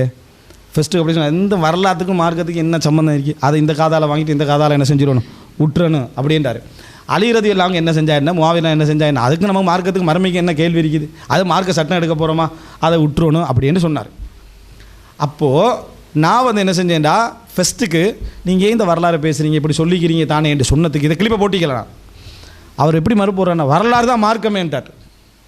வரலாறு தான் மார்க்கமே, மார்க்கம் ஹதீஸே வரலாறு தானே, அது இல்லாமல் அது எப்படி நீங்கள் அதை இது பிரிக்க மாட்டேன்னு சொல்லுவீங்க, வரலாறு தான் மார்க்கமேன்ட்டார். அதுக்கு நான் இந்த கிளிப்பை அப்புறம் தூக்கி போட்டேன் அதில் கடைசியில் முதலாம் பாகத்தில். நீங்கள் வரலாறுக்கு மார்க்கத்துக்கு சம்மந்தம் இல்லையே பேசுகிறீங்க, இப்போ வரலாறு தான் மார்க்கம்ன்றீங்களேன்னு கேட்டதுக்கு இப்போ அந்த 6ஆம் பாகத்தில் 5ஆம் பாகத்தில் பதில் சொல்லிக்கிறாரு. நிலைப்பாடுகள் ஒவ்வொருக்கும் மாறலாம், ஒவ்வொருத்தருக்கும். அவருடைய பிஜேல எல்லா பதிலும் என்னடா மாறலாம் தான். சரியா? அதாவது நிலைப்பாடுகள் என்ன செய்யலாம், மாறலாம்.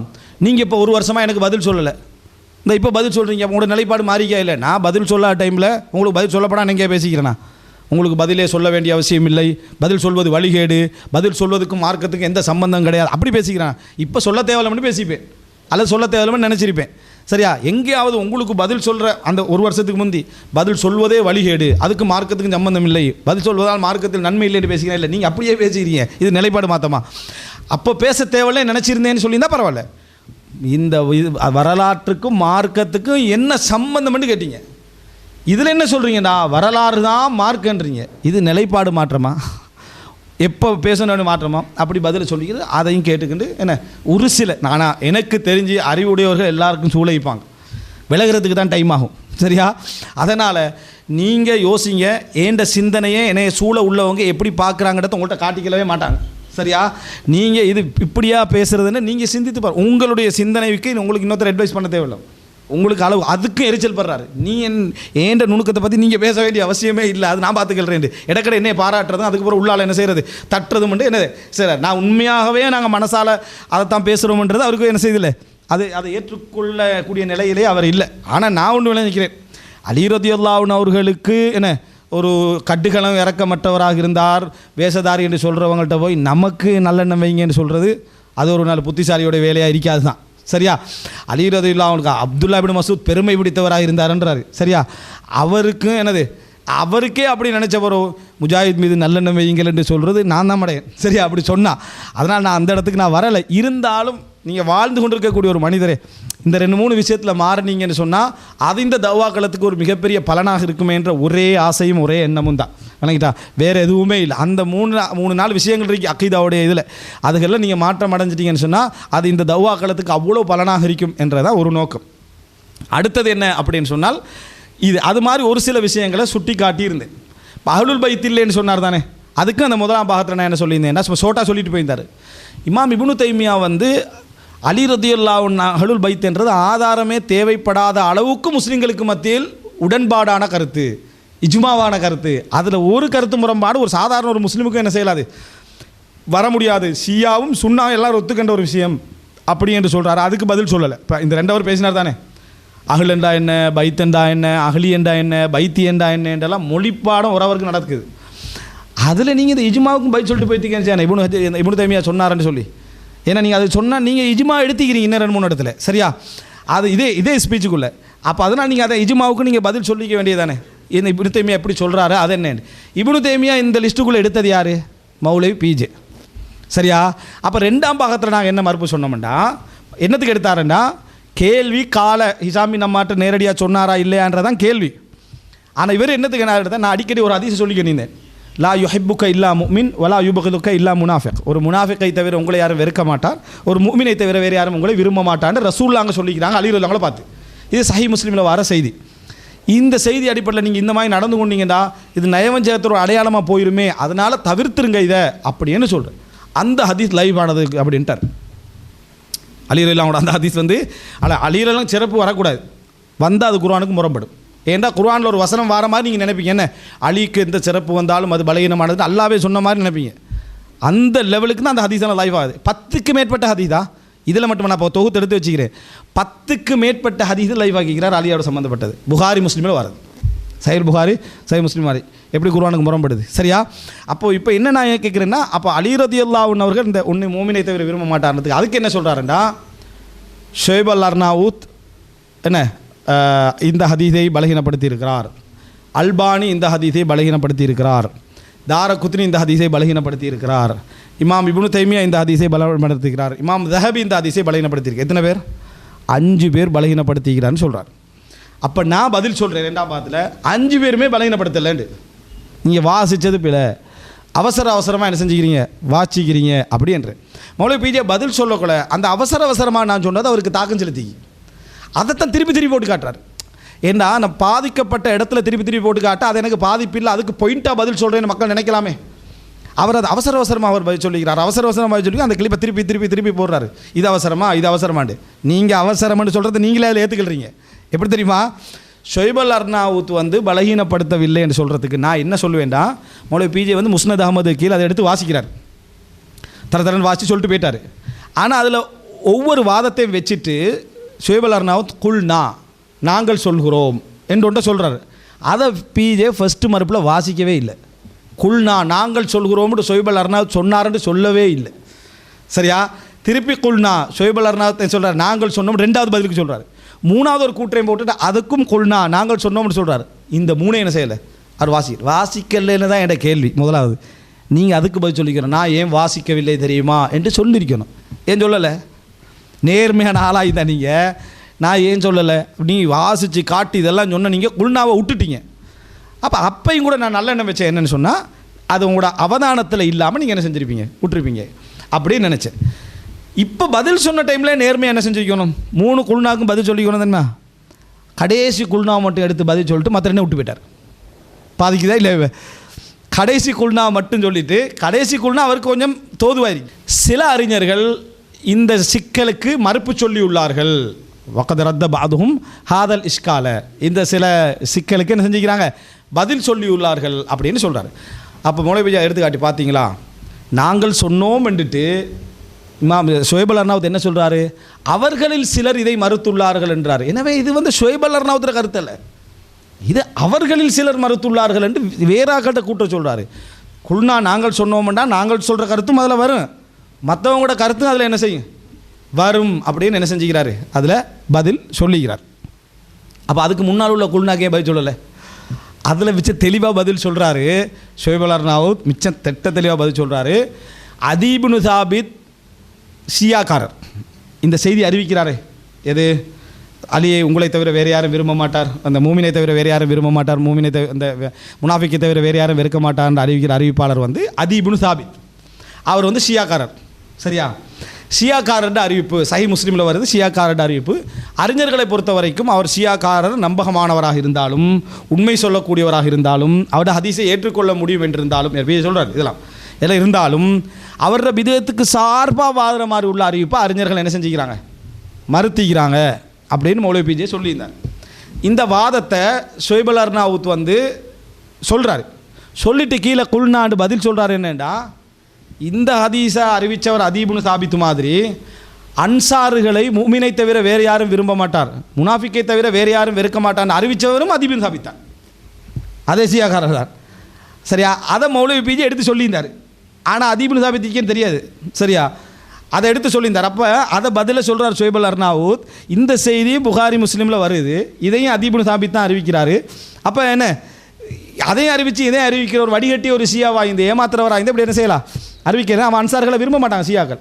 அப்போ இந்த செய்தி அறிவிக்கிறோம் அதீபுனு சாபித் தான். இமாம் தஹபி சொல்லிக்கிறாரு, ஷியாக்காரர் எல்லாம் அதீபுனு சாபித் போல இருந்தால் எவ்வளோ நல்லா இருக்குமென்றார் இமாம் தஹபி. அதையும் எடுத்து காட்டினேன். இதுக்கெல்லாம் இன்னும் பதில் சொல்லலை, 2 குல்னாவுக்கும் பதில் சொல்லலை. சரியா? தாரகுத்னிக்கு பதில் சொல்லலை, இமாம் தஹபிக்கு பதில் சொல்லலை, ஒன்றும் சொல்லலை. சொல்லாமல் அந்த கடைசி குல்னா மட்டும் எடுத்துட்டு இதான் நீங்கள் வாசிக்கிற லட்சணம் மட்டும் போயிட்டார். எனக்கு திருப்பி அவரே கேட்குற மாதிரி இருக்குது. அந்த 2க்கு எங்கே பதில், இதுக்கு எங்கே பதில், ஒரு பதிலுமே என்ன செய்யலை, சொல்லலை. சரி, அடுத்தது விளங்கப்படுத்திக்கணுமே. அவர் என்ன கேட்டாருன்னா, இந்த இந்த இந்த செக்ஷனுக்குரிய பதிலுக்கு வாரேன்னா அந்த ஒரு தனி பதில் இருக்கு. அப்போ ஷொய்பல் அர்னாவுத் மேட்டர் இதுக்கு பதில் சொல்லி இப்படி போயிட்டு இருக்கு. இப்போ அடுத்தது இப்னு தைமியாவுக்கு பதில் சொல்கிறேன்னு சொல்லிக்கிறாரு. ஏன்னா இப்னு தைமியாவை இந்த ஹதீஸுக்கு சார்பாக கொண்டு போட்டது மௌலவி பிஜே தான். அலியை விரும்புகிற மட்டும்தான் ஈமானாப்ப அப்படின்னு பதில் சொல்கிற மாதிரி கொண்டு போட்டது மௌலவி பிஜே தான். அதுக்கு தான் நான் இப்னு தைமியா விஷயத்தில் மூசா பதில் சொல்லியிருந்தேன். தனியாக பதில் சொல்கிறேன்னு என்ன செஞ்சுக்கிறார், சொல்லிக்கிறார். தஹபிக்கு பதில் சொல்லலை, தாரகுத்னிக்கு பதில் சொல்லலை, ஷொய்பல் அர்னாவுத் குல்னா மற்ற பதிக்கு என்ன செய்யலை, பதில் சொல்லலை. போயிட்டு 3ஆம் பாகம், 4ஆம் பாகம், 5ஆம் பாகம் அப்படின்னு நான் 3 மறுப்பு பேசியிருந்தேன். 3ஆம் பாகத்தில் தான் இப்னு தைமியாவோட சப்ஜெக்ட் அப்படியே ஃபுல்லாக வாட்சி காட்டினேன். சரியா? 4ஆம் பாகத்தில் என்ன செஞ்சேன்னு சொன்னால் இந்த கால குல்னா இது சம்பந்தமான விஷயங்கள் என்ன செஞ்சேன், விளங்கப்படுத்தினேன். புகாரியுடைய செய்தி. 5ஆம் பாகத்தில் சொன்னேன், சயீத் இப்னு முஸையிபுடைய செய்தி லைஃப் ஆகிறதுக்கு ஹிஷாம் பின் அம்மார் சப்ஜெக்ட்டு 2ஆம் பட்சம்தான். நான் அதுக்காக வேண்டியது எடுக்கவே இல்லை, மெயின் காரணமே வேறேண்டு என்று புதிய காரணத்தை என்ன செஞ்சேன் வச்சேன். ஹிஷாம் பின் அம்மார் சப்ஜெக்டெல்லாம் 2வது. மெயின் காரணம் என்னண்டா, இதில் ஹிஷாம் பின் அம்மார் ஒத்தட்டின்னு அறிவிக்கிறாரே, இந்த செய்தியை? அவர் வந்து முகமது பின் ஈசா. அவர் யாருண்டா? முகமது பின் ஈசா. இந்த முகமது பின் ஈசா தண்ட ஆசிரியரை விட்டறிவிக்கக்கூடிய வளமையுள்ளவர், தண்ட ஆசிரியரை விட்டு அறிவிக்கக்கூடிய வளமையுள்ளவர் என்று 12 இமாம்கள்ட்ட பட்டியலை போட்டேன். இந்த 12 இமாம்களும் இந்த ஹதீஸில் ஒரு ஆளை விட்டு இவர் அறிவித்திருக்கிறார் என்று சொல்கிற இமாம். இது இந்த அத்தனை இமாம்களும் முகமது பின் ஐயா துஹுலிக்கு பாராட்டுறதுக்கு கொண்டது. மௌலவி பிஜே முகமது பின் ஐயா துஹுலியை பாராட்டுறதுக்கு கொண்ட இமாம்கள் லிஸ்ட் அப்படியே எடுத்து இந்த செய்தியில் ஹிஷாம் பின் அம்மார் யார்ட்டையும் தெரிவிக்கிறார்? முகமது பின் ஈசாட்டையும் தெரிவிக்கிறார். இந்த முகமது பின் ஈசா தண்ட ஆசிரியரை விட்டு தான் இந்த செய்தி என்ன செஞ்சுக்கிறாரு? அறிவித்திருக்கிறார். இப்னு அபி தீப் வழியாக ஆசிரியரை விட்டு தான் அறிவிச்சுக்க 12 இமாம்கள் சொல்லுகிறார் என்று ஒரு வாதத்தை வச்சு தத்லீஸ், இருட்டடிப்பு. ரெண்டாவது, முகமது பின் ஈசாட பேரர் மஹமூத் இப்ராஹிம் என்ற பேரர் என்ற பாட்டனார் புத்தகத்தில் நான் கண்டேன். அந்த விடுபட்டவர் யார் தெரியுமா? இவர் இந்த செய்தியை விட்டு அறிவித்தவர் இஸ்மாயில் இப்னு யஹ்யா பின் உபைதுல்லாண்டவர் தான் என்ன செஞ்சுக்கிறாரு? விட்டறிவிச்சுக்கிறாரு. அந்த விட்டவர் பொய்யர். அவர் யார் ஆசிரியர் அவர் விட்டுட்டு அறிவித்தாரோ அந்த ஆசிரியர் என்ன? ஒரு பொய்யரான அறிவிப்பாளர். பொய்யர்ற செய்தி தான் இது என்று பாட்டனார் சொன்னார் என்று பேரர் சொல்லக்கூடிய ரெண்டாவது செய்தியை சொன்னேன். மூணாவது, தத்லீஸுக்கு என்ன ஆதாரம்னு சொன்னேன். இந்த ஹிஷாம் பின் அம்மாரே முகமது பின் ஈசாட்ட கேட்குறாரு ஆசிரியர்கிட்ட, உங்களுக்கு இப்னு அபி தீப் நேரடியாக சொன்னாரான்னு கேட்குறாரு. அப்போ அவர் சொல்கிறாரு, என்ன சொன்னார் அவ்வளோதான் அப்படின்றார். நேரடியாக சொன்னாராண்டா? இல்லை சொன்னார் அவ்வளோதான். நேரடியாக சொன்னால் நான் சொல்ல மாட்டேன்றார். அப்போ தான் நான் சொன்னேன், ஹதீஸ் கலை அறிஞர்கிட்ட ஒரு நிபந்தனை இருக்குது. சொன்னார்ண்டா எனக்கு சொன்னார்னு தான். எது வரைக்கும்ண்டா ஆசிரியரை விட்டறிவிக்கிறவன்ற குற்றச்சாட்டு நிரூபணமாகும் வரைக்கும். ஆசிரியரை விட்டறிக்கிறவன்ற குற்றச்சாட்டு நிரூபணமாகிட்டா அப்போ அவர் சும்மா சொன்னார்ண்டா என்ன ஏற்றுக்கல மாட்டாங்க. ஏன்னா அந்த ஆள் ஏற்கனவே ஆசிரியர் விட்டு அறிப்பாருன்னு விளங்குது. அப்போ எனக்கு சொன்னாரண்டா மட்டும்தான் என்ன செய்வாங்க? ஏற்றுக்கொள்வாங்க.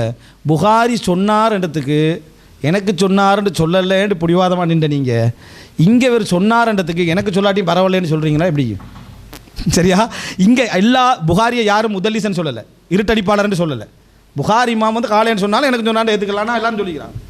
ஆனால் யார் இருட்டடிப்பாளர் என்று தெரியுமோ, ஆசிரியரை விட்டு தான் அறிவிக்கிறாருன்னு தெரியுமோ, அவர் கட்டாயம் என்ன சொல்லணும்? எனக்கு சொன்னார்ன்னு சொல்லணும். இங்கே சொல்லலை. அவர் 12 இமாம் சொல்லிக்கிறார். பேரர் ஆதாரம் ஹிஷாம் பின் அம்மாரை எப்படி கேட்டுக்கிறார், மாணவரை கேட்டுக்கிறார்னு 3 ஆதாரத்தை வச்சு.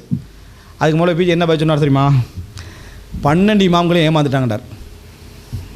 சரியா? 12 இமாம்களும் ஏமாந்துட்டாங்க. ஏண்டா இது ஓச்சி கட்டுறதுக்கு பேரர். அப்போ பேரரை பற்றி கேட்டார். இப்போ பேரர் சொல்லிக்கிறாரு இஸ்மாயில் இப்னு அந்த பொய்யர் ஒருத்தர் தான் விடுபட்டுக்கிறான்னு பேரரையும் சேர்ந்து ஏமாற்றிக்கிறான் அப்படின்னு சொன்னார். பேரர் வந்து இது வந்து அப்படியே அள்ளியை பற்றி ஓச்சி கட்டுற ஒரு செய்தியாக இருக்குதே, சிம்ம சொப்பனமான ஒரு செய்தியாக இருக்குதே என்று போய் ஒவ்வொருத்தர்கிட்ட வாப்பட பேரை சொல்லாமல் உம்மோட பேரை சொல்லாமல் அந்த பேரை சொல்லாமல் அவர் அப்படி நிறைய சொன்னார். அவருக்கே அவர் என்ன தரத்தில் சொன்னார் அவருக்கும் தெரியாது. சரியா? அப்படி சொல்லாமல் எப்படியாவது இது ஓச்சி கட்டணும்னு இதெல்லாம் நம்பி அந்த 12 பேர் என்ன 12 இமாம்கள் யார்? அபு ஹாத்திம், இப்னு அபி ஹாத்திம், சாலிஹ் ஜஸரா, அதுபோல் என்ன இமாம் அபு தாவூத், அதுபோல் அதாவது அப்தான், அதுபோல் இசபுனு ஷாதான், இன்னும் நிறைய இமாம், அதாவது இப்னு ஹிப்பான், இமாம் ஹாக்கிம், இதுபோல் எல்லா அறிஞர்களும் எல்லாம் ஏமாந்து. இதுக்கப்புறம் நீங்கள் உசூல் ஹதீஸ் நம்பணுமான்னு கேட்குறேன்.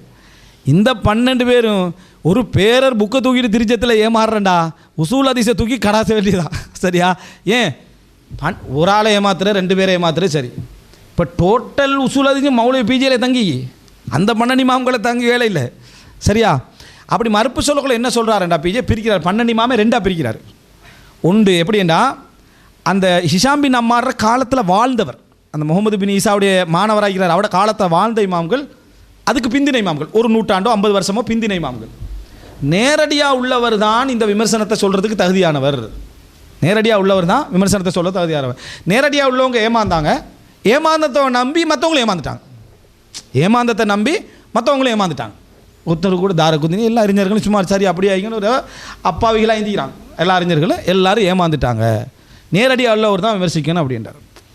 ஆனால் இவர் அப்படியே ஆய்வு செஞ்சுட்டு அந்த மஹமூதுன்ற பேரர் இருக்கார் தானே, அந்த பேரர் பொய்யர்னு சொல்கிறாரு. அப்போ நான் வந்து என்ன செய்கிறேன்னா மறுப்பில் பேரர் பொய்யரா, மஹமூத் என்ற பேரர் யார்? அவர் பெரிய தபகாத் அறிஞர்களுடைய வரலாற்றை தொகுத்த அறிஞர் என்று வரலாற்று புக்கெல்லாம் எடுத்து காட்டுரு. அவரை யார் யார் நம்பகமான சொல்லி அவர் எப்படிப்பட்ட பேரர்னு எடுத்து காட்டுறார். பதில் என்ன தெரியுமா மௌலவி பிஜே? நான் சொன்ன பேரர் வேறு, இது வேறேன்ட்டார். விளங்கிட்டா? நான் சொன்ன பேரர் வேறு, இது வேறு அப்படின்ட்டார். சரி இது வேறேன்ட்டு பதில் சொல்லுங்களான்ட்டா பதில் சொல்லலை. அதை அப்போ பார்த்துக்கணுன்ட்டு போயிட்டார். அது என்னது, அதை நான் அப்போ பார்த்துக்கிறேன், இதுக்கு பதில் சொல்ல அதை அப்போ பார்த்துக்கிறேன் போயிட்டு. அதுக்கு தான் நான் சொன்னேன் நாங்கள் பார்த்த மௌலவி பிஜி இல்லைன்ட்டு. சரியா, நாங்கள் பார்த்த மௌலவி பிஜி இல்லைன்ட்டு. அது என்ன உள்ரங்கமாக விமர்சிக்கிறார் அப்படின்றார். என்னத்துக்கு எங்களுக்கு என்ன இது, உங்களை உள்ரங்கமாக விமர்சித்து எங்களுக்கு என்ன மறுமையில் நன்மையா? இதில் உண்மையாக சொல்கிறேன், வேறு எந்த இதுவும் இல்லை. நீங்கள் நல்லெண்ணம் வைக்கிறத கொஞ்சம் வளருங்க முதலாவது. அப்படியான ஒரு நோக்கத்தில் நாங்கள் பேசலை. இங்கே ஒரு துளி கூட அந்த எண்ணம் எங்களுக்கு இல்லைன்னு அல்லாஹ் சாட்சி. உங்களை இதாக்கணும். இந்த 3-4 வழிகேடுகளை நீங்கள் பிரச்சாரம் செஞ்சுட்டீங்க. இதில் நீங்கள் மாறிட்டீங்கன்னு சொன்னால் என்ன, இந்த களம் உங்களுக்கு தான் வழங்கிட்டா, அதில் தான் நீங்கள் நிற்கிறீங்க. இதை நீங்கள் விளங்காமல் நான் உங்களை பேசலாம் விமர்சிக்கிறோம், அது விமர்சிக்கிறோம், இது விமர்சிக்கிறோம்னு சொல்கிறீங்க. உங்களை மாதிரி ஒரு தூணை இந்த தௌஹீத் களம் இழந்தது தான் கவலை எங்களுக்கு. நீங்கள் ஒரு வழிகேடான சிந்தனை பிரச்சாரம் செய்வதன் கூட எங்களுக்கு ஹக்கு தானே பெருசு. ஹக்கை சுமப்பவர்கள் எங்களுக்கு பெஸ்ட்டுக்கு பெருசு. ஆனால் ஹக்கையும் சுமந்து அந்த சுமப்பவரும் சிறப்பானவராக இருக்குமா இருந்தால் சிறப்புது. நீங்கள் ஹக்கை சுமக்காதனால தான் நீங்கள் எங்களுக்கு சிக்கல். இந்த இடத்துல மற்ற இடத்துல எல்லாம் சரியாக தானே இருக்கிறீங்க. இந்த பிரச்சனைகள் தானே, மசாயில் பிரச்சனை எல்லாருக்கும் இருக்க தானே செய்து. இதை சொன்னால் நீங்கள் என்ன செய்றீங்கன்னு சொன்னால் என்ன, இந்த நுணுக்கத்தை சொல்லி என்ன, இது நுணுக்கம் இல்லையே. பேரரண்டு ஒரு ஆளை தான் சொல்லிக்கிறாரு, அந்த பேரரை வச்சு கட்டிட்டு அவரும் வேறு இவரும் வேறுன்னு நீங்கள் எப்படி சொல்கிறீங்க? சரி அப்படியே பதில் சொல்லுங்கள். முகமது இப்னு இப்ராஹிம் யாராண்டு உங்களுக்கு சொல்ல இயலாது. சரியா, உங்களுக்கு சொல்ல இயலாத இடத்துல இருக்கிறீங்கன்னு சொல்லி திட்ட தெளிவாக சொன்னோம். சரி, அப்புறம் திருப்பி பதிலில் நான் சொன்னேன், நேரடியாக ஈந்தவர் தானே பதில் சொல்லணும். நீங்கள் நேரடியாக ஈக்கிறவரான்னு கேட்டேன். நீங்கள் எப்படி மஹமூதை பொய்யர்னு சொல்லுவீங்க? நீங்கள் 14-13 நூற்றாண்டுக்கு பிறகு வந்துக்கிறீங்க. என்னத்துக்கு மௌலவி பிஜியோட பதில் என்ன தெரியுமா? நேரடியாக இருந்தவர் தான் விமர்சிக்கணும்ன்றதுக்கு என்ன ஆதாரம் எடுக்கிறார்? நீங்கள் தானே இப்போ போன தடவை சொன்னீங்க நேரடியாக இருந்தவர் தான் விமர்சிக்கணும்ட்டு.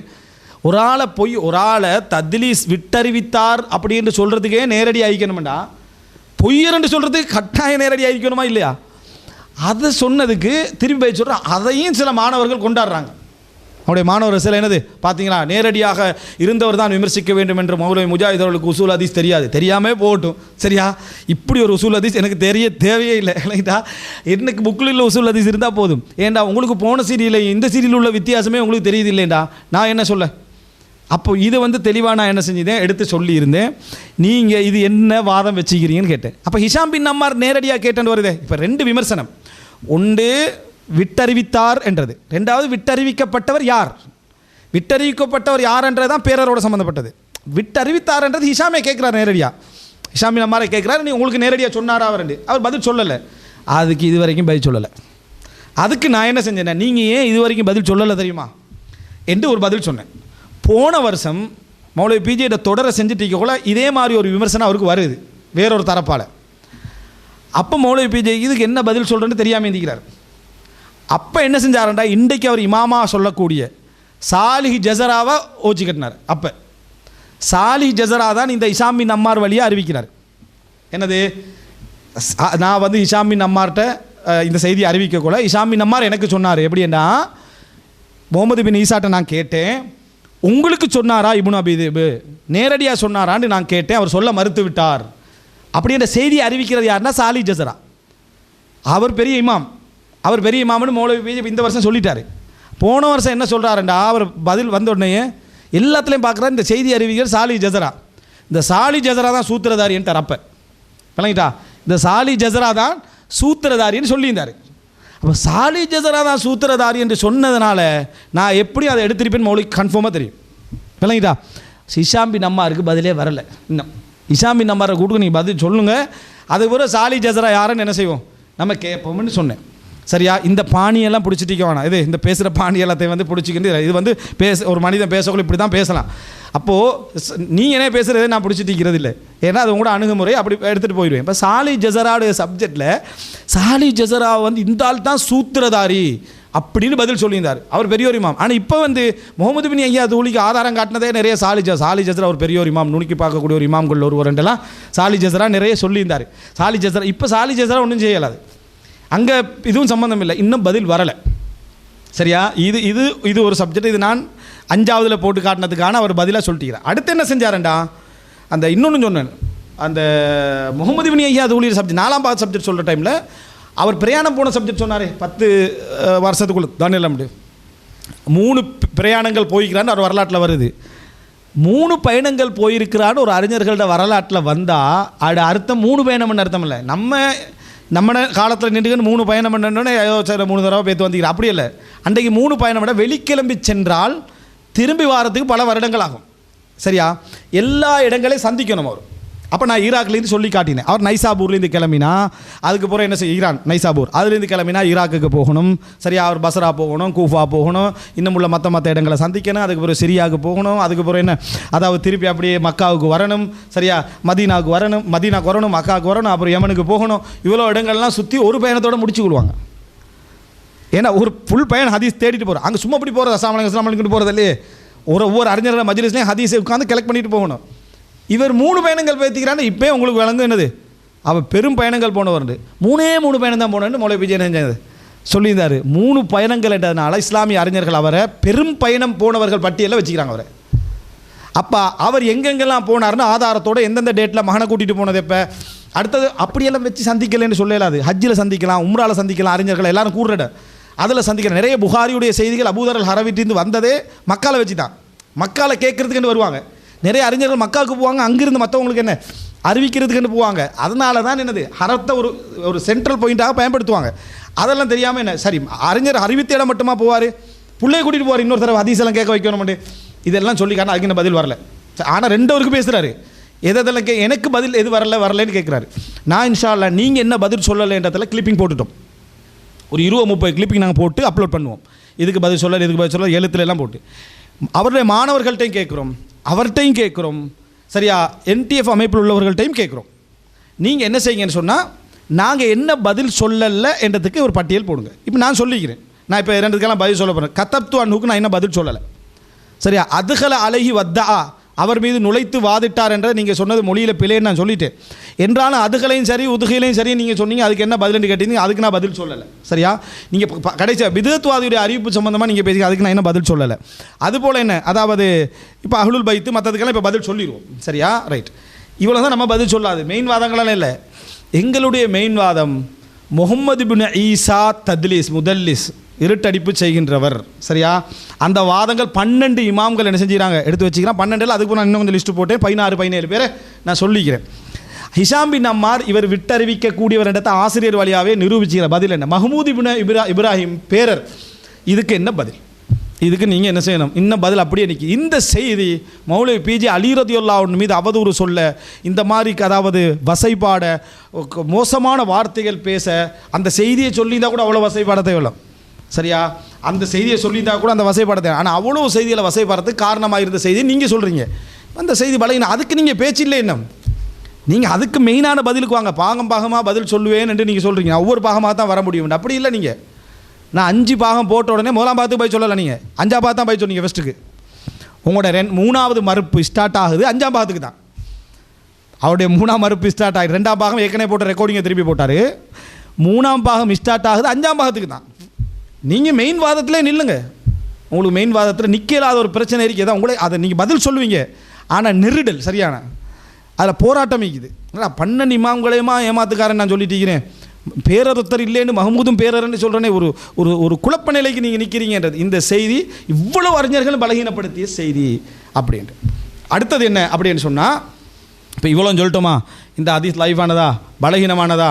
இவ்வளோ அறிவிப்புகள் ஆதாரமெல்லாம் எடுத்து முடிஞ்சு இப்போ இது பலகீனம்னு நம்ம நிரூபிட்டோம். இதில் நீங்கள் புதிய வாதங்கள் வைங்க. இதை தான் திருப்பி கேட்குறோம். அதுக்கு மௌலவி பார்க்குறாரு. இப்போ ஹத்தஸனா வரண்டா லேசே இவ்வளோ விமர்சனம் என்னத்துக்கு?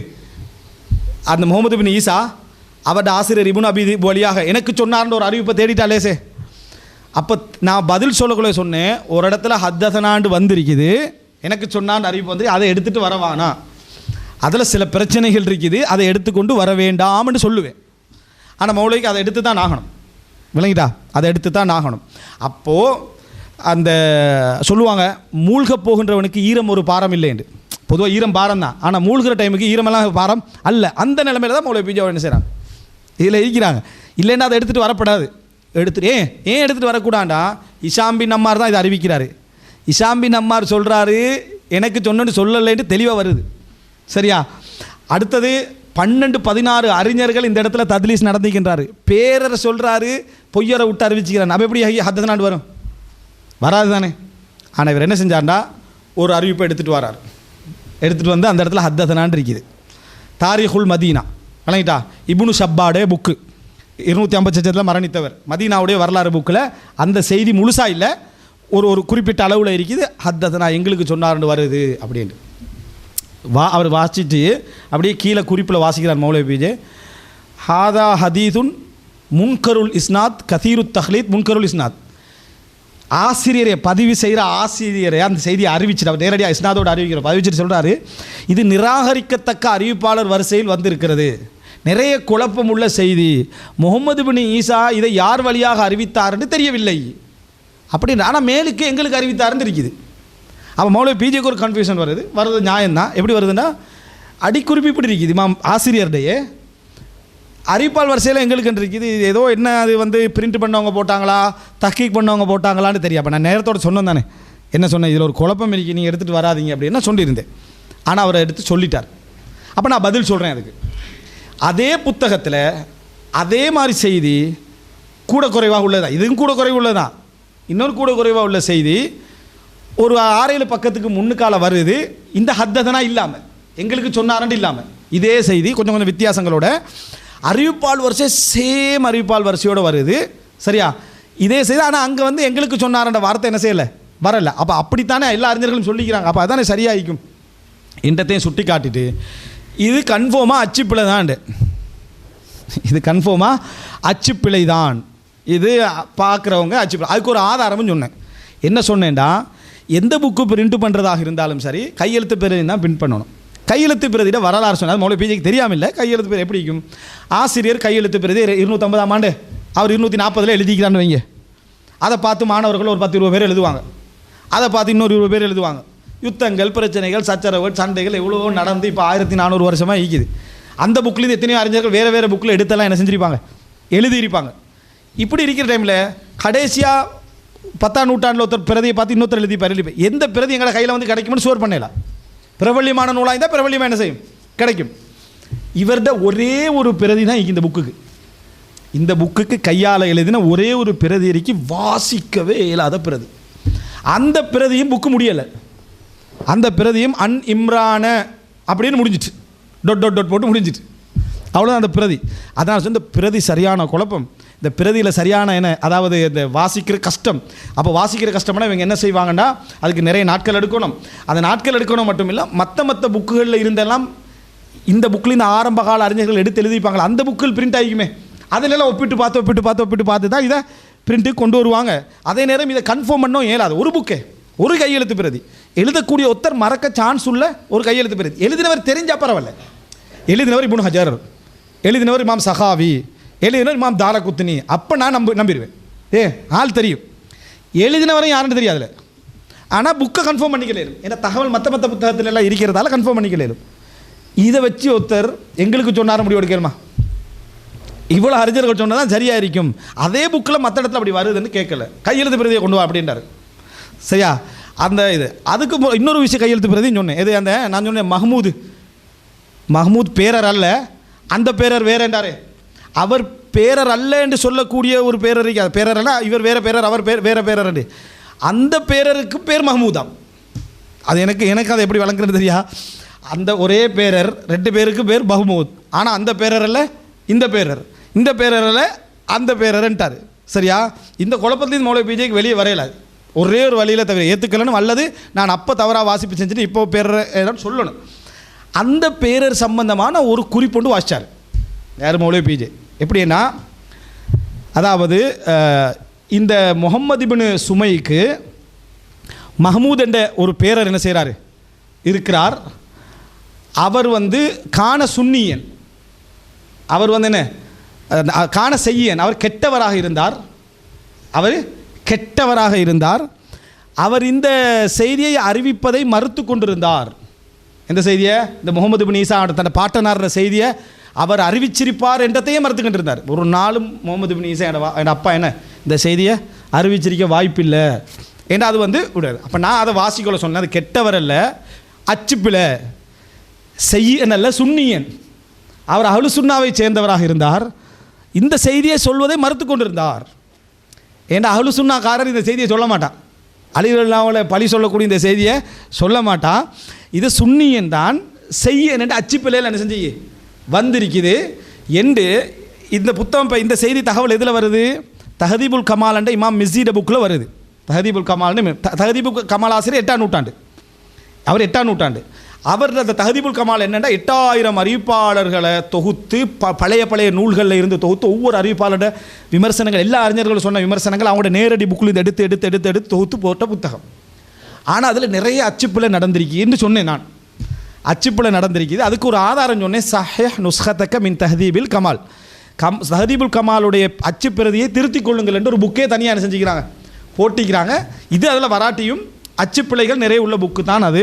பிரிண்ட் பண்ணது ஒரு பெரிய தியாகம். அதில் பஷார் அவ்வாத் மஅரூஃப் என்ற ஒரு ஈராக் அறிஞர் தான் அதை பிரிண்டே பண்ணார். இவ்வளோ சொல்கிறேன், சொல்லிட்டு நிற்கலை. நான் இது அச்சுப்பிழைன்னு சொல்லிட்டு நான் நிற்கலை. நான் சொன்னேன், இதில் இமாம் மிஸ்ஸி இந்த மஹமூதை பற்றி அந்த சுன்னியன் செய்யன்னு முரண்பாடு வந்ததை எடுத்து அசில் புத்தகம் ஒன்றே தானே பார்த்து எழுதிருப்பார். அது அபூதாவுதுல புத்தகம், அது 3ஆம் நூற்றாண்டு, இது 8ஆம் நூற்றாண்டு. அந்த புத்தகத்துலேயும் தான் பார்த்து எழுதுறாரு. அந்த புத்தகம் பிரிண்ட் ஆகிட்டு. இந்த புத்தகம் அசல் புத்தகம் பிரிண்ட் ஆகிட்டு. அசல் புத்தகம் பிரிண்ட் பண்ணதில் சுன்னியன் தெளிவாகி பிரிண்ட் ஆகின அசல் புத்தகத்தில் சுன்னியன், சுன்னாவை சேர்ந்தவர் தெளிவாக இருக்குது. அப்போ இது அதை கண்டுகொள்ளவே இல்லை. மறுப்பில் முஜாஹிதுக்கு அச்சுப்பிழை நோய் பிடித்திருக்கிறேன்ட்டார். சரியா? முஜாஹிதுக்கு அச்சுப்பிழை நோய் பிடித்திருக்கிறேன், எது எடுத்தாலும் அச்சுப்பிழைன்றது அச்சுப்பிழைன்றார். அதுக்கு நான் என்ன செஞ்சேன்? அடுத்த மறுப்பில் கையெழுத்து பிரதியை கொண்டு வந்து காட்டினேன். கையெழுத்து பிரதியை கொண்டு வந்து ஸ்கேன் பண்ணி எடுத்து போட்டு இந்த இடத்துல பாருங்கள் சுன்னி என்று இருக்குது. தஹதீபுல் கமாலில் இருக்குது, தஹதீபுல் கமாலில் இருக்குது. அதில் மஹமூத் என்றா சும்மா மஹமூதுன்னா வந்திருக்கு. இந்த மஹமூத் என்றது அந்த தபக்காத் என்ற நூல் எழுதிய பேரர் என்று தெளிவாகவும் மிஸ்ஸி குறிப்பெழுதுகிறார். அதையும் காட்டினேன். சரியா? அடுத்தது அசில் நூல், அதில் இப்படி இருக்கிறத காட்டினேன். அடுத்த தாரீகுல் மதீனா, அதுலேயும் அந்த இடத்த வாசிக்கவே இயலாத இடத்தை காட்டினேன். ஹத்ததனா அந்த இடத்தெல்லாம் வாசிக்கவே இயலாத இடத்தை காட்டினேன். அடுத்தது குறிப்பு ஆசிரியரோட குறிப்பு தான், பிரிண்ட் பண்ண வர்ற குறிப்பல்லன்றதையும் காட்டினேன். அதில் இருக்குது, அதையும் எடுத்து காட்டினேன். நம்ம அதுக்கு பதில் என்ன செய்யலை, வரலை. ஸோ எல்லா வகையிலையும் மௌலவி பிஜே ஈஸியாக ஏற்றுக்கொள்ள முடிந்த ஒன்று. இன்னொன்று சொன்னேன், செய்யனுக்கு சுன்னியனுக்கு இன்னொன்று சொன்னேன். சுன்னியன் என்று தானே அப்பா எல்லாருக்குமே சொல்லிக்கிறாங்க. இந்த அறிவிப்பாளரை விடுங்களே, மற்ற எங்கேயாவது செய்யணுன்ற அறிவிப்பாளருக்கு விமர்சனம் மட்டும் வந்திருக்குதா? இல்லையே. அப்படி இருக்கக்குள்ள உங்களுக்கு இதை வச்சு நீங்களும் விளங்க முடிஞ்சதே. என்ன நீ பாராட்டப்படாது, நீ என்னைய என்னது வஞ்ச புகழ்ச்சி அப்படி என்ன மாதிரி சொல்கிறார். சரியா? நான் அப்படி சொல்லலை. அவர் இத்தனைக்கும் பாருங்கள், நான் அவரை பாராட்டுற இடங்கள் எல்லாத்தையும் அவர் விமர்சனம் நினைக்கிறார். நான் எடுத்து போடுறேன். அச்சுப்பிழையை பற்றி எனக்கு வேணுமெண்டா என்ன செஞ்சுக்கலாம், அச்சுப்பிழை சம்மந்தமாக இவருக்கு தெரியாது, இவருக்கு நாலேஜ் இல்லை அப்படின்னு நான் காட்ட ட்ரை பண்ணிக்கலாம். நான் அப்படி ட்ரை பண்ணலை. அச்சுப்பிழையை பற்றி உங்களுக்கு தெரியும் என்று வீடியோ எடுத்து காட்டினேன், போட்டு காட்டினேன். பிரதிகளை பற்றி நீங்கள் தாரகுத்தினுடைய பிரதிகளை பற்றி பேசுகிறதெல்லாம் போட்டு காட்டினேன். அப்போ மக்களுக்கு ஒரு எண்ணம் வரும், என்ன மௌலவி பிஜேக்கு அச்சுப்பிழைகள் சம்மந்தமாக நுஸ்ஹாக்கள் சம்மந்தமாக தெரியும். அப்போ அதெல்லாம் நம்ம பேசித்தானே இருக்கிறேன். எனக்கு வேணும் அதை மறைச்சிக்கிட்டு போயிடுமே. அப்போ நான் உங்கள் மீது கெட்டெண்ணை ஏற்படுத்தணும்னா மறைக்கணுமே, நான் மறைக்கலே. அப்போ உங்களுக்கு அந்த நாலேஜ் இருக்கின்றதை நான் தெரியப்படுத்தி தானே பேசுகிறேன். நான் தெரியப்படுத்தினால் இல்லாட்டி விலங்கு உங்களுக்கு இருக்கின்று. ஆனால் நானும் தெரியப்படுத்துகிறேன் இட பங்குக்கு. அதையே நீங்கள் கெட்டெண்ணமாக பார்க்குறீங்க. சரியா? அதாவது அந்த ஒரு என் மீது நீங்கள் அந்த கெட்டெண்ணம் வச்சுக்கிறதே நீங்கள் இப்படி பேசுகிறதால அது உங்களுக்கு தான் என்ன செய்யும், அது சில என்னுடைய சில நேர்மையான வாதங்களை கூட உங்களுக்கு புரியாமல் ஆக்கிடும். இதுதான் நான் 5ஆம் பாகம் வரைக்கும் என்ன செஞ்சது, நம்ம வச்சது. அடுத்தது என்னன்னு சொன்னால், அதாவது இது முதலாவது பகுதியுடைய இது ஃபுல்லாக நம்ம ஒரு அறிமுகத்தை செஞ்சே ஆகணும் என்றதுனால இது என்ன செய்கிறேன், நான் இதை சொல்லுகிறேன். இமாம் மாலிக் 2வது ஆதாரம். இப்போ மௌலவி பிஜேயுடைய முதல் பிரதானமான ஆதாரம் தான் இது. இப்போ பதில்கள் நிற்கிதுன்னு இப்போ சொல்லிட்டோம் உங்கள்கிட்ட. சரியா? 2வது ஆதாரம் என்ன அப்படின்னா, இப்போ நான் சொன்ன இந்த அச்சுப்பில் அந்த பிரச்சனையெல்லாம் நான் போட்டு காட்டினதெல்லாம் அதாவது 8ஆம் பாகமும் 10ஆம் பாகமும் சரி வரைக்கும் போட்டு காட்டிக்கிறேன். சரியா? இப்போ அடுத்தது என்ன அப்படின்னு சொன்னால், அது 8க்கு போகிறோன்னு வைங்க. அடுத்து என்ன, இமாம் மாலிக்ட செய்தி. மௌலவி பிஜி ஆதாரம் காட்டுற எல்லா செய்திகளும் பலகீனமாக தான் இருக்குது. இந்த செய்தி மட்டும்தான் கொஞ்சம் நிற்கி. இதுவும் பலகீனம் தான், ஆனால் இதை எடுத்துக்கலாம். இதுவும் பலகீனம் தான், இதை எடுத்துக்கலாம். இமாம் மாலிக் என்ன சொல்கிறாண்டா, 93ஆம் ஆண்டு பிறந்தவர்.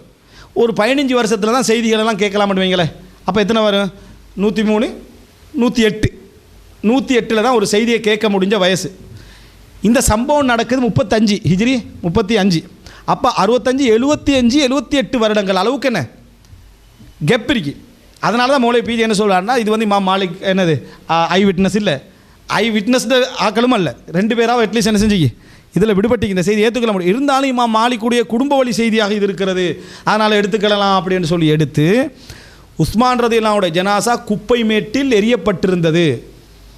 3 நாட்கள் யாரும் கேட்பார் பாப்பார் இல்லாமல் இருந்தாங்க. கடைசியில் 12 பேர் நைட்டோட நைட்டாக 3 நாளைக்கு போகிற கொண்டு போய்த்து ஹஷ் கவுக்குமெண்ட் இடத்துல அடக்கினாங்க.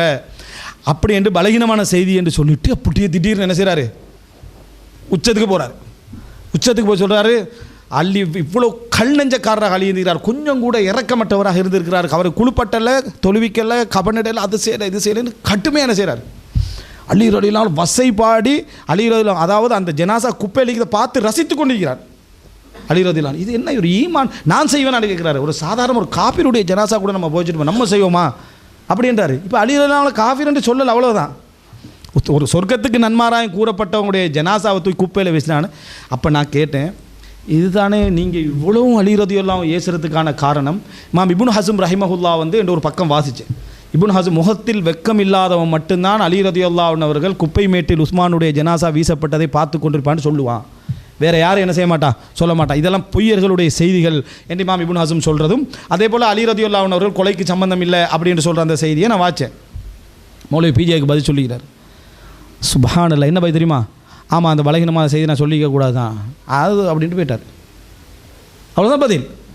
அந்த பலகீனமான செய்தியை நான் என்ன செஞ்சிக்கக்கூடாது, நான் சொல்லிக்க கூடாது தான் அப்படின்ட்டு போயிட்டார். இப்போ நான் கேட்குறேன் என்னடா, அப்போது மற்றதெல்லாம் என்ன, நீங்கள் அலி ரலியல்லாஹு அன்ஹுவுக்கு போட்ட குப்பை மேட்டு செய்திகள்லாம் அதுக்கு கொஞ்சம் கூட உங்களுக்கு அது வரலையா? அப்போ அட இந்த பொய்யான செய்தியை வச்சு தான் சொல்லிக்கிறேன்னு சொல்லி இப்னு ஹஸம் கூட 2ஆம் பக்கத்தை மட்டும் எடுத்துக்கிட்டார், 1ஆம் பக்கத்தை விட்டார். என்ன இப்னு ஹஸம் 2ஆம் பக்கத்தில் அலி கொலைக்கு சம்பந்தம் இல்லைன்றாரு, கொலைக்கு சம்பந்தம் இல்லை, எந்த சம்பந்தம் இருக்கேன்னு சொல்லி நிறைய செய்தியை போடுறாரு. அதை விடுங்க, குப்பை மேட்டில் எரியறதை பற்றி வெக்கம் இல்லாமல் தான் சொல்லுவான்னு சொல்லி இப்னு ஹஸம் சொன்னார். அதுக்கு என்ன சொன்னீங்க? அதுக்கு போய் சொல்லலை. சொல்லாமல் மாலிக்குடைய செய்திக்கு மறுப்பண்டு சும்மா ஒரு போகிற, இதுதானே பிரதானவாதம். இப்போ என்ன மாதிரி ஆக்கிட்டாருன்னா, ஹத்ததனா சொல்கிறதா இல்லையா, பிதத்வாதியுடைய அறிவிப்பு, அஹ்லுல் பைத்தா இல்லை, இதான் பிரதானவாதம் மாதிரியும் இந்த மாலிக் மாமுடைய செய்தியெல்லாம் போகிற போக்கில் சொல்கிற மாதிரி நினச்சிட்டாரு. அதுதான் மெயின் பிரதானமான வாதம். நீங்கள் அதை சின்னதாக பார்க்குறீங்க. நீங்கள் அதை வச்சு தான் அலி ரலியல்லாஹு அன்ஹு சப்ஜெக்டை சொன்னீங்க. நீங்கள் பகிரங்கமாக இதை இப்போ பலகீனம் என்று சொன்னால் குப்பை மேட்டில் 3 நாள் வச்சிருந்ததை பற்றி நீங்கள் 1 மணி தியாலத்துக்கு மேலே பேசிக்கிறீங்க. ஒவ்வொரு இடத்துலையும் திருப்பி பேசிக்கிறீங்க. அதை குப்பமேட்டில் பார்த்துட்டீங்களோ, ஒரு கடுகளவும் இறக்கமற்றவர் அலி என்றார். ஒரு கடுகளவும் இறக்கமற்ற ஒரு மனிதராகத்தான் அலி இருந்திருக்கிறார். இதெல்லாம் எதை வச்சு சொன்னீங்க? இந்த பொய்யான செய்தியை வச்சு தான் சொன்னீங்க. அதைத்தானே இமாம் இப்னு ஹஸம் பொய்யான செய்தி என்றார். அதை நீங்கள் சொல்லலையே. நான் இப்னு ஹஸம்கிட்ட எடுத்து காட்டுற 2 பகுதியை, ஒரு பகுதியை விட்டு போட்டுட்டு இன்னொரு பகுதியை மட்டும் என்ன செய்யுங்க, பதில் சொல்லுங்க. இமாம் இப்னு ஹஸம் சொன்ன ஒரு பகுதி சரிதான், அடுத்த பகுதி நான் ஒத்துக்கொள்ள மாட்டேன்னு சொன்னால் கூட பரவாயில்ல. ஒத்துக்கொண்ட செய்தியிலே இப்னு ஹஸம் அவர் பிழையாவும் சொல்லுவார் என்று போயிட்டீங்க.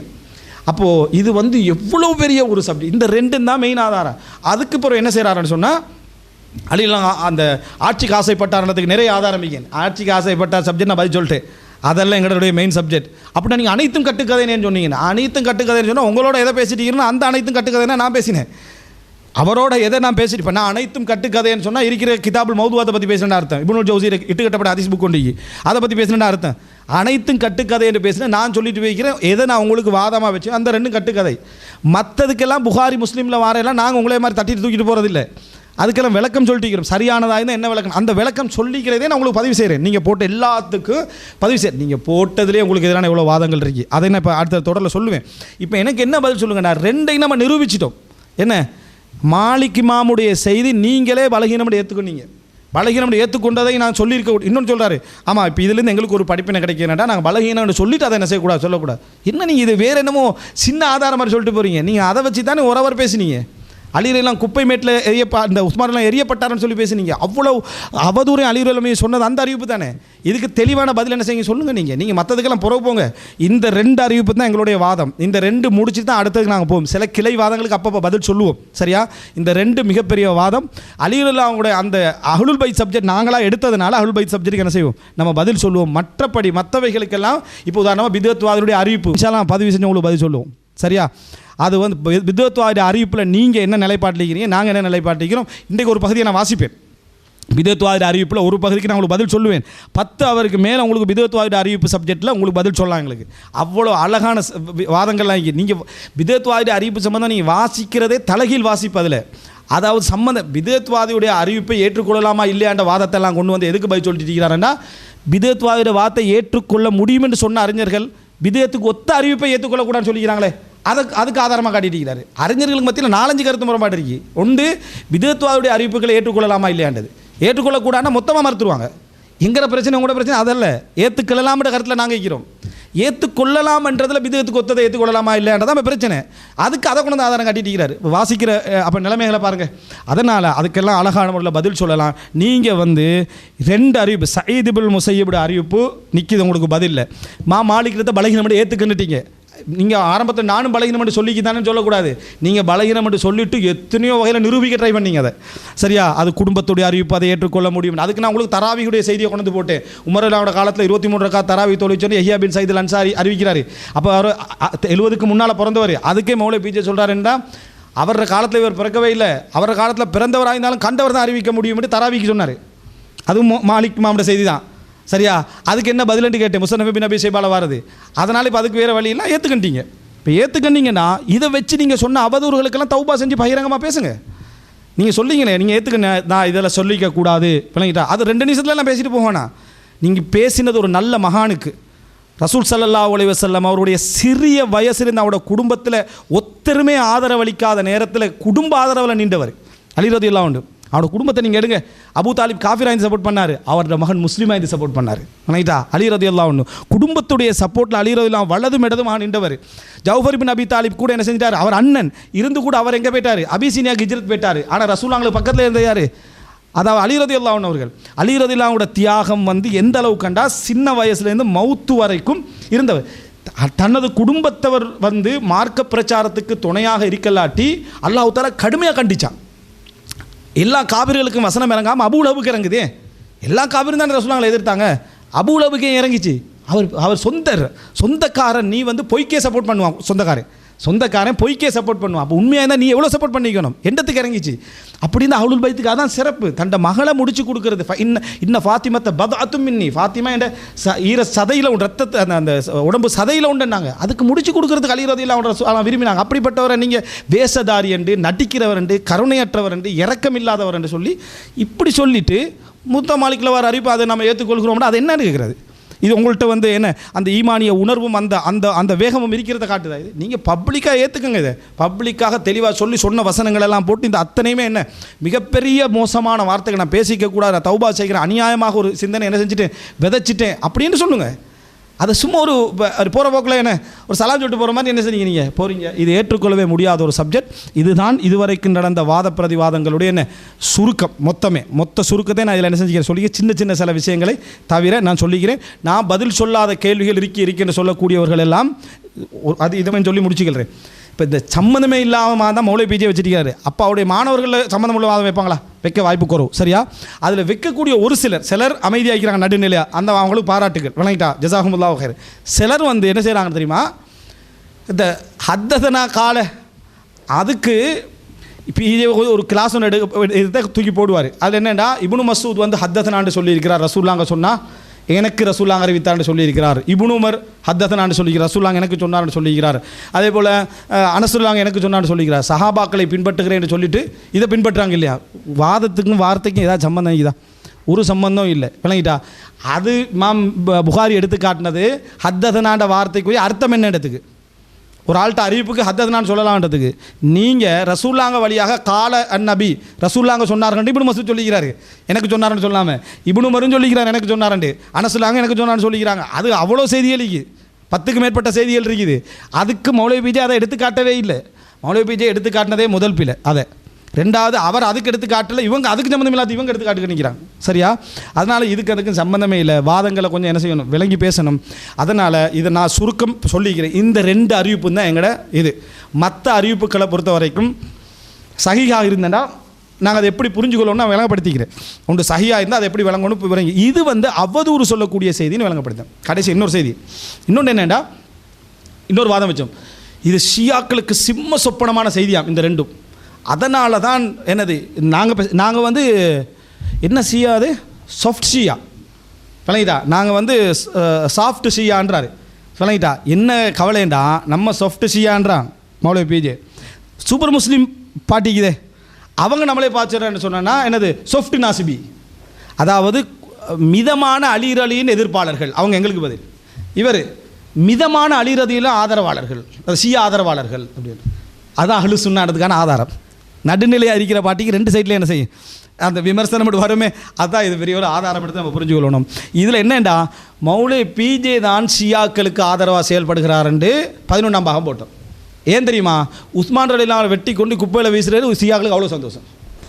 அதை நபித்தோழர்களை சேர்ந்து செஞ்சுக்கிறாது பெரிய சந்தோஷம். அலி ரலியல்லாஹு நாங்கள் அபூபக்கருக்கு பைய செஞ்சுட்டாருன்னு கவலை ஷியாக்களுக்கு. உமர் அவங்களுக்கு பைய செஞ்சுட்டாங்களேன்னு கவலை.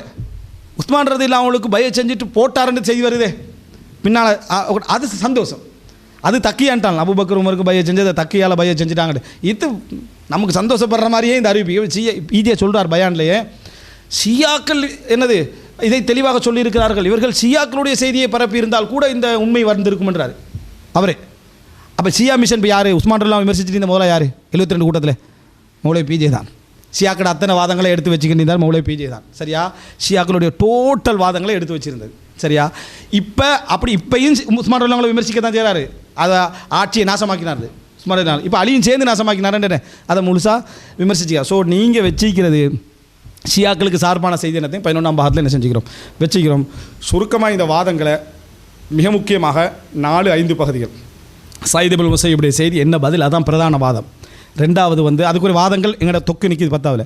அடுத்த இமாம் மாலிக் செய்தி பலகீனம்னு சொல்லிக்கிறீங்க. சும்மா போக்கில் சொல்லிட்டு போகிற விஷயம் அல்லது. என்ன பதிலுன்னு மிச்சம் தெளிவாக என்ன செய்யணும் அதுக்கு சொல்லணும். அதை வச்சு தான் உங்களோட எல்லா ஸ்பீச்சில் மிகப்பெரிய பகுதி நடந்திருக்கு. 3வது பகுதி ஷியாக்களுடைய பிரச்சாரம் நீங்கள் தான் செய்கிறீங்க. சரியா? நாங்கள் நடுநிலை பிரச்சனை அலிக்கு ஆதரவுன்ற ஷியா இல்லை. சரியா? நீங்கள் உஸ்மானுக்கு எதிராக சஹாபாக்களுக்கு எதிரான மாதிரியான வாதங்களை வைக்கிறதான் ஷியா மிஷன். அடுத்ததாக உபவாதங்கள் அப்படி என்று சொல்லி, அதாவது புகாரிட விஷயங்கள் மற்ற விஷயங்கள் இதெல்லாம் என்ன செஞ்சுக்கிறேன் பதில் நான் என்ன செஞ்சுக்கிறேன் அதாவது சொல்லிக்கிறேன். அடுத்ததாக இன்ஷா அல்லாஹ் அதாவது மௌலை பிஜே சொன்னதில் அஹ்லுல் பைத் சம்பந்தமான வாதங்களை நாங்கள் என்ன செய்கிறோம் இப்போ மறுப்பு சொல்ல இருக்கிறோம். அதுக்கான பதில்களை நீங்கள் என்ன செய்ய அதுக்கு பின்னால் சொல்லுங்கள். அதில் பதில் சொல்லப்படாத பகுதிகள் ஒரு பகுதியை பட்டியலும் என்ன செஞ்சுக்கிறோம் நாங்கள் போட்டிக்கிறோம். உங்களோட போட்டும் அனுப்புவோம். நீங்களும் என்ன செய்யுங்க நாங்கள் என்னென்ன பிரதான வாதங்களுக்கு பதில் சொல்லலை அப்படி என்று சொல்கிறதுக்கு என்ன செய்யுங்க போடுங்க. இன்ஷா அல்லாஹ் நம்ம பதில் சொல்லுகிறோம். இது அறிமுக உரை. சரியா? இந்த சப்ஜெக்டில் இதுவரை காலமும் 12ஆம் பாவம் வரைக்கும் என்ன நடந்தது அப்படி என்றதை பார்க்கணும்னு நினைக்கக்கூடியவங்களுக்கு ஒரு சுருக்கமான வடிவம். ஆனால் அதை கேட்காம இதை கேட்டால் ஃபுல்லாக என்ன செய்யாது விளங்காது. அதனால் நீங்கள் அடுத்த பகுதியில் கேட்டுட்டு தான் இது என்ன செய்யணும் நீங்கள் கேட்க வேண்டும். இன்ஷா அல்லாஹ் அடுத்ததிலிருந்து இப்போ சொல்லப்பட்ட வாதங்களுக்கு ஏற்கனவே சொல்லப்பட்டதை நான் ரிப்பீட் பண்ண வேண்டிய இன்னும் சொல்லப்பட வேண்டிய வாதங்களுக்கு பதிலும் இன்ஷா அல்லாஹ் நான் சொல்கிறேன். அஸ்ஸலாமு அலைக்கும் வரஹ்மத்துல்லாஹி வபரகாத்துஹு.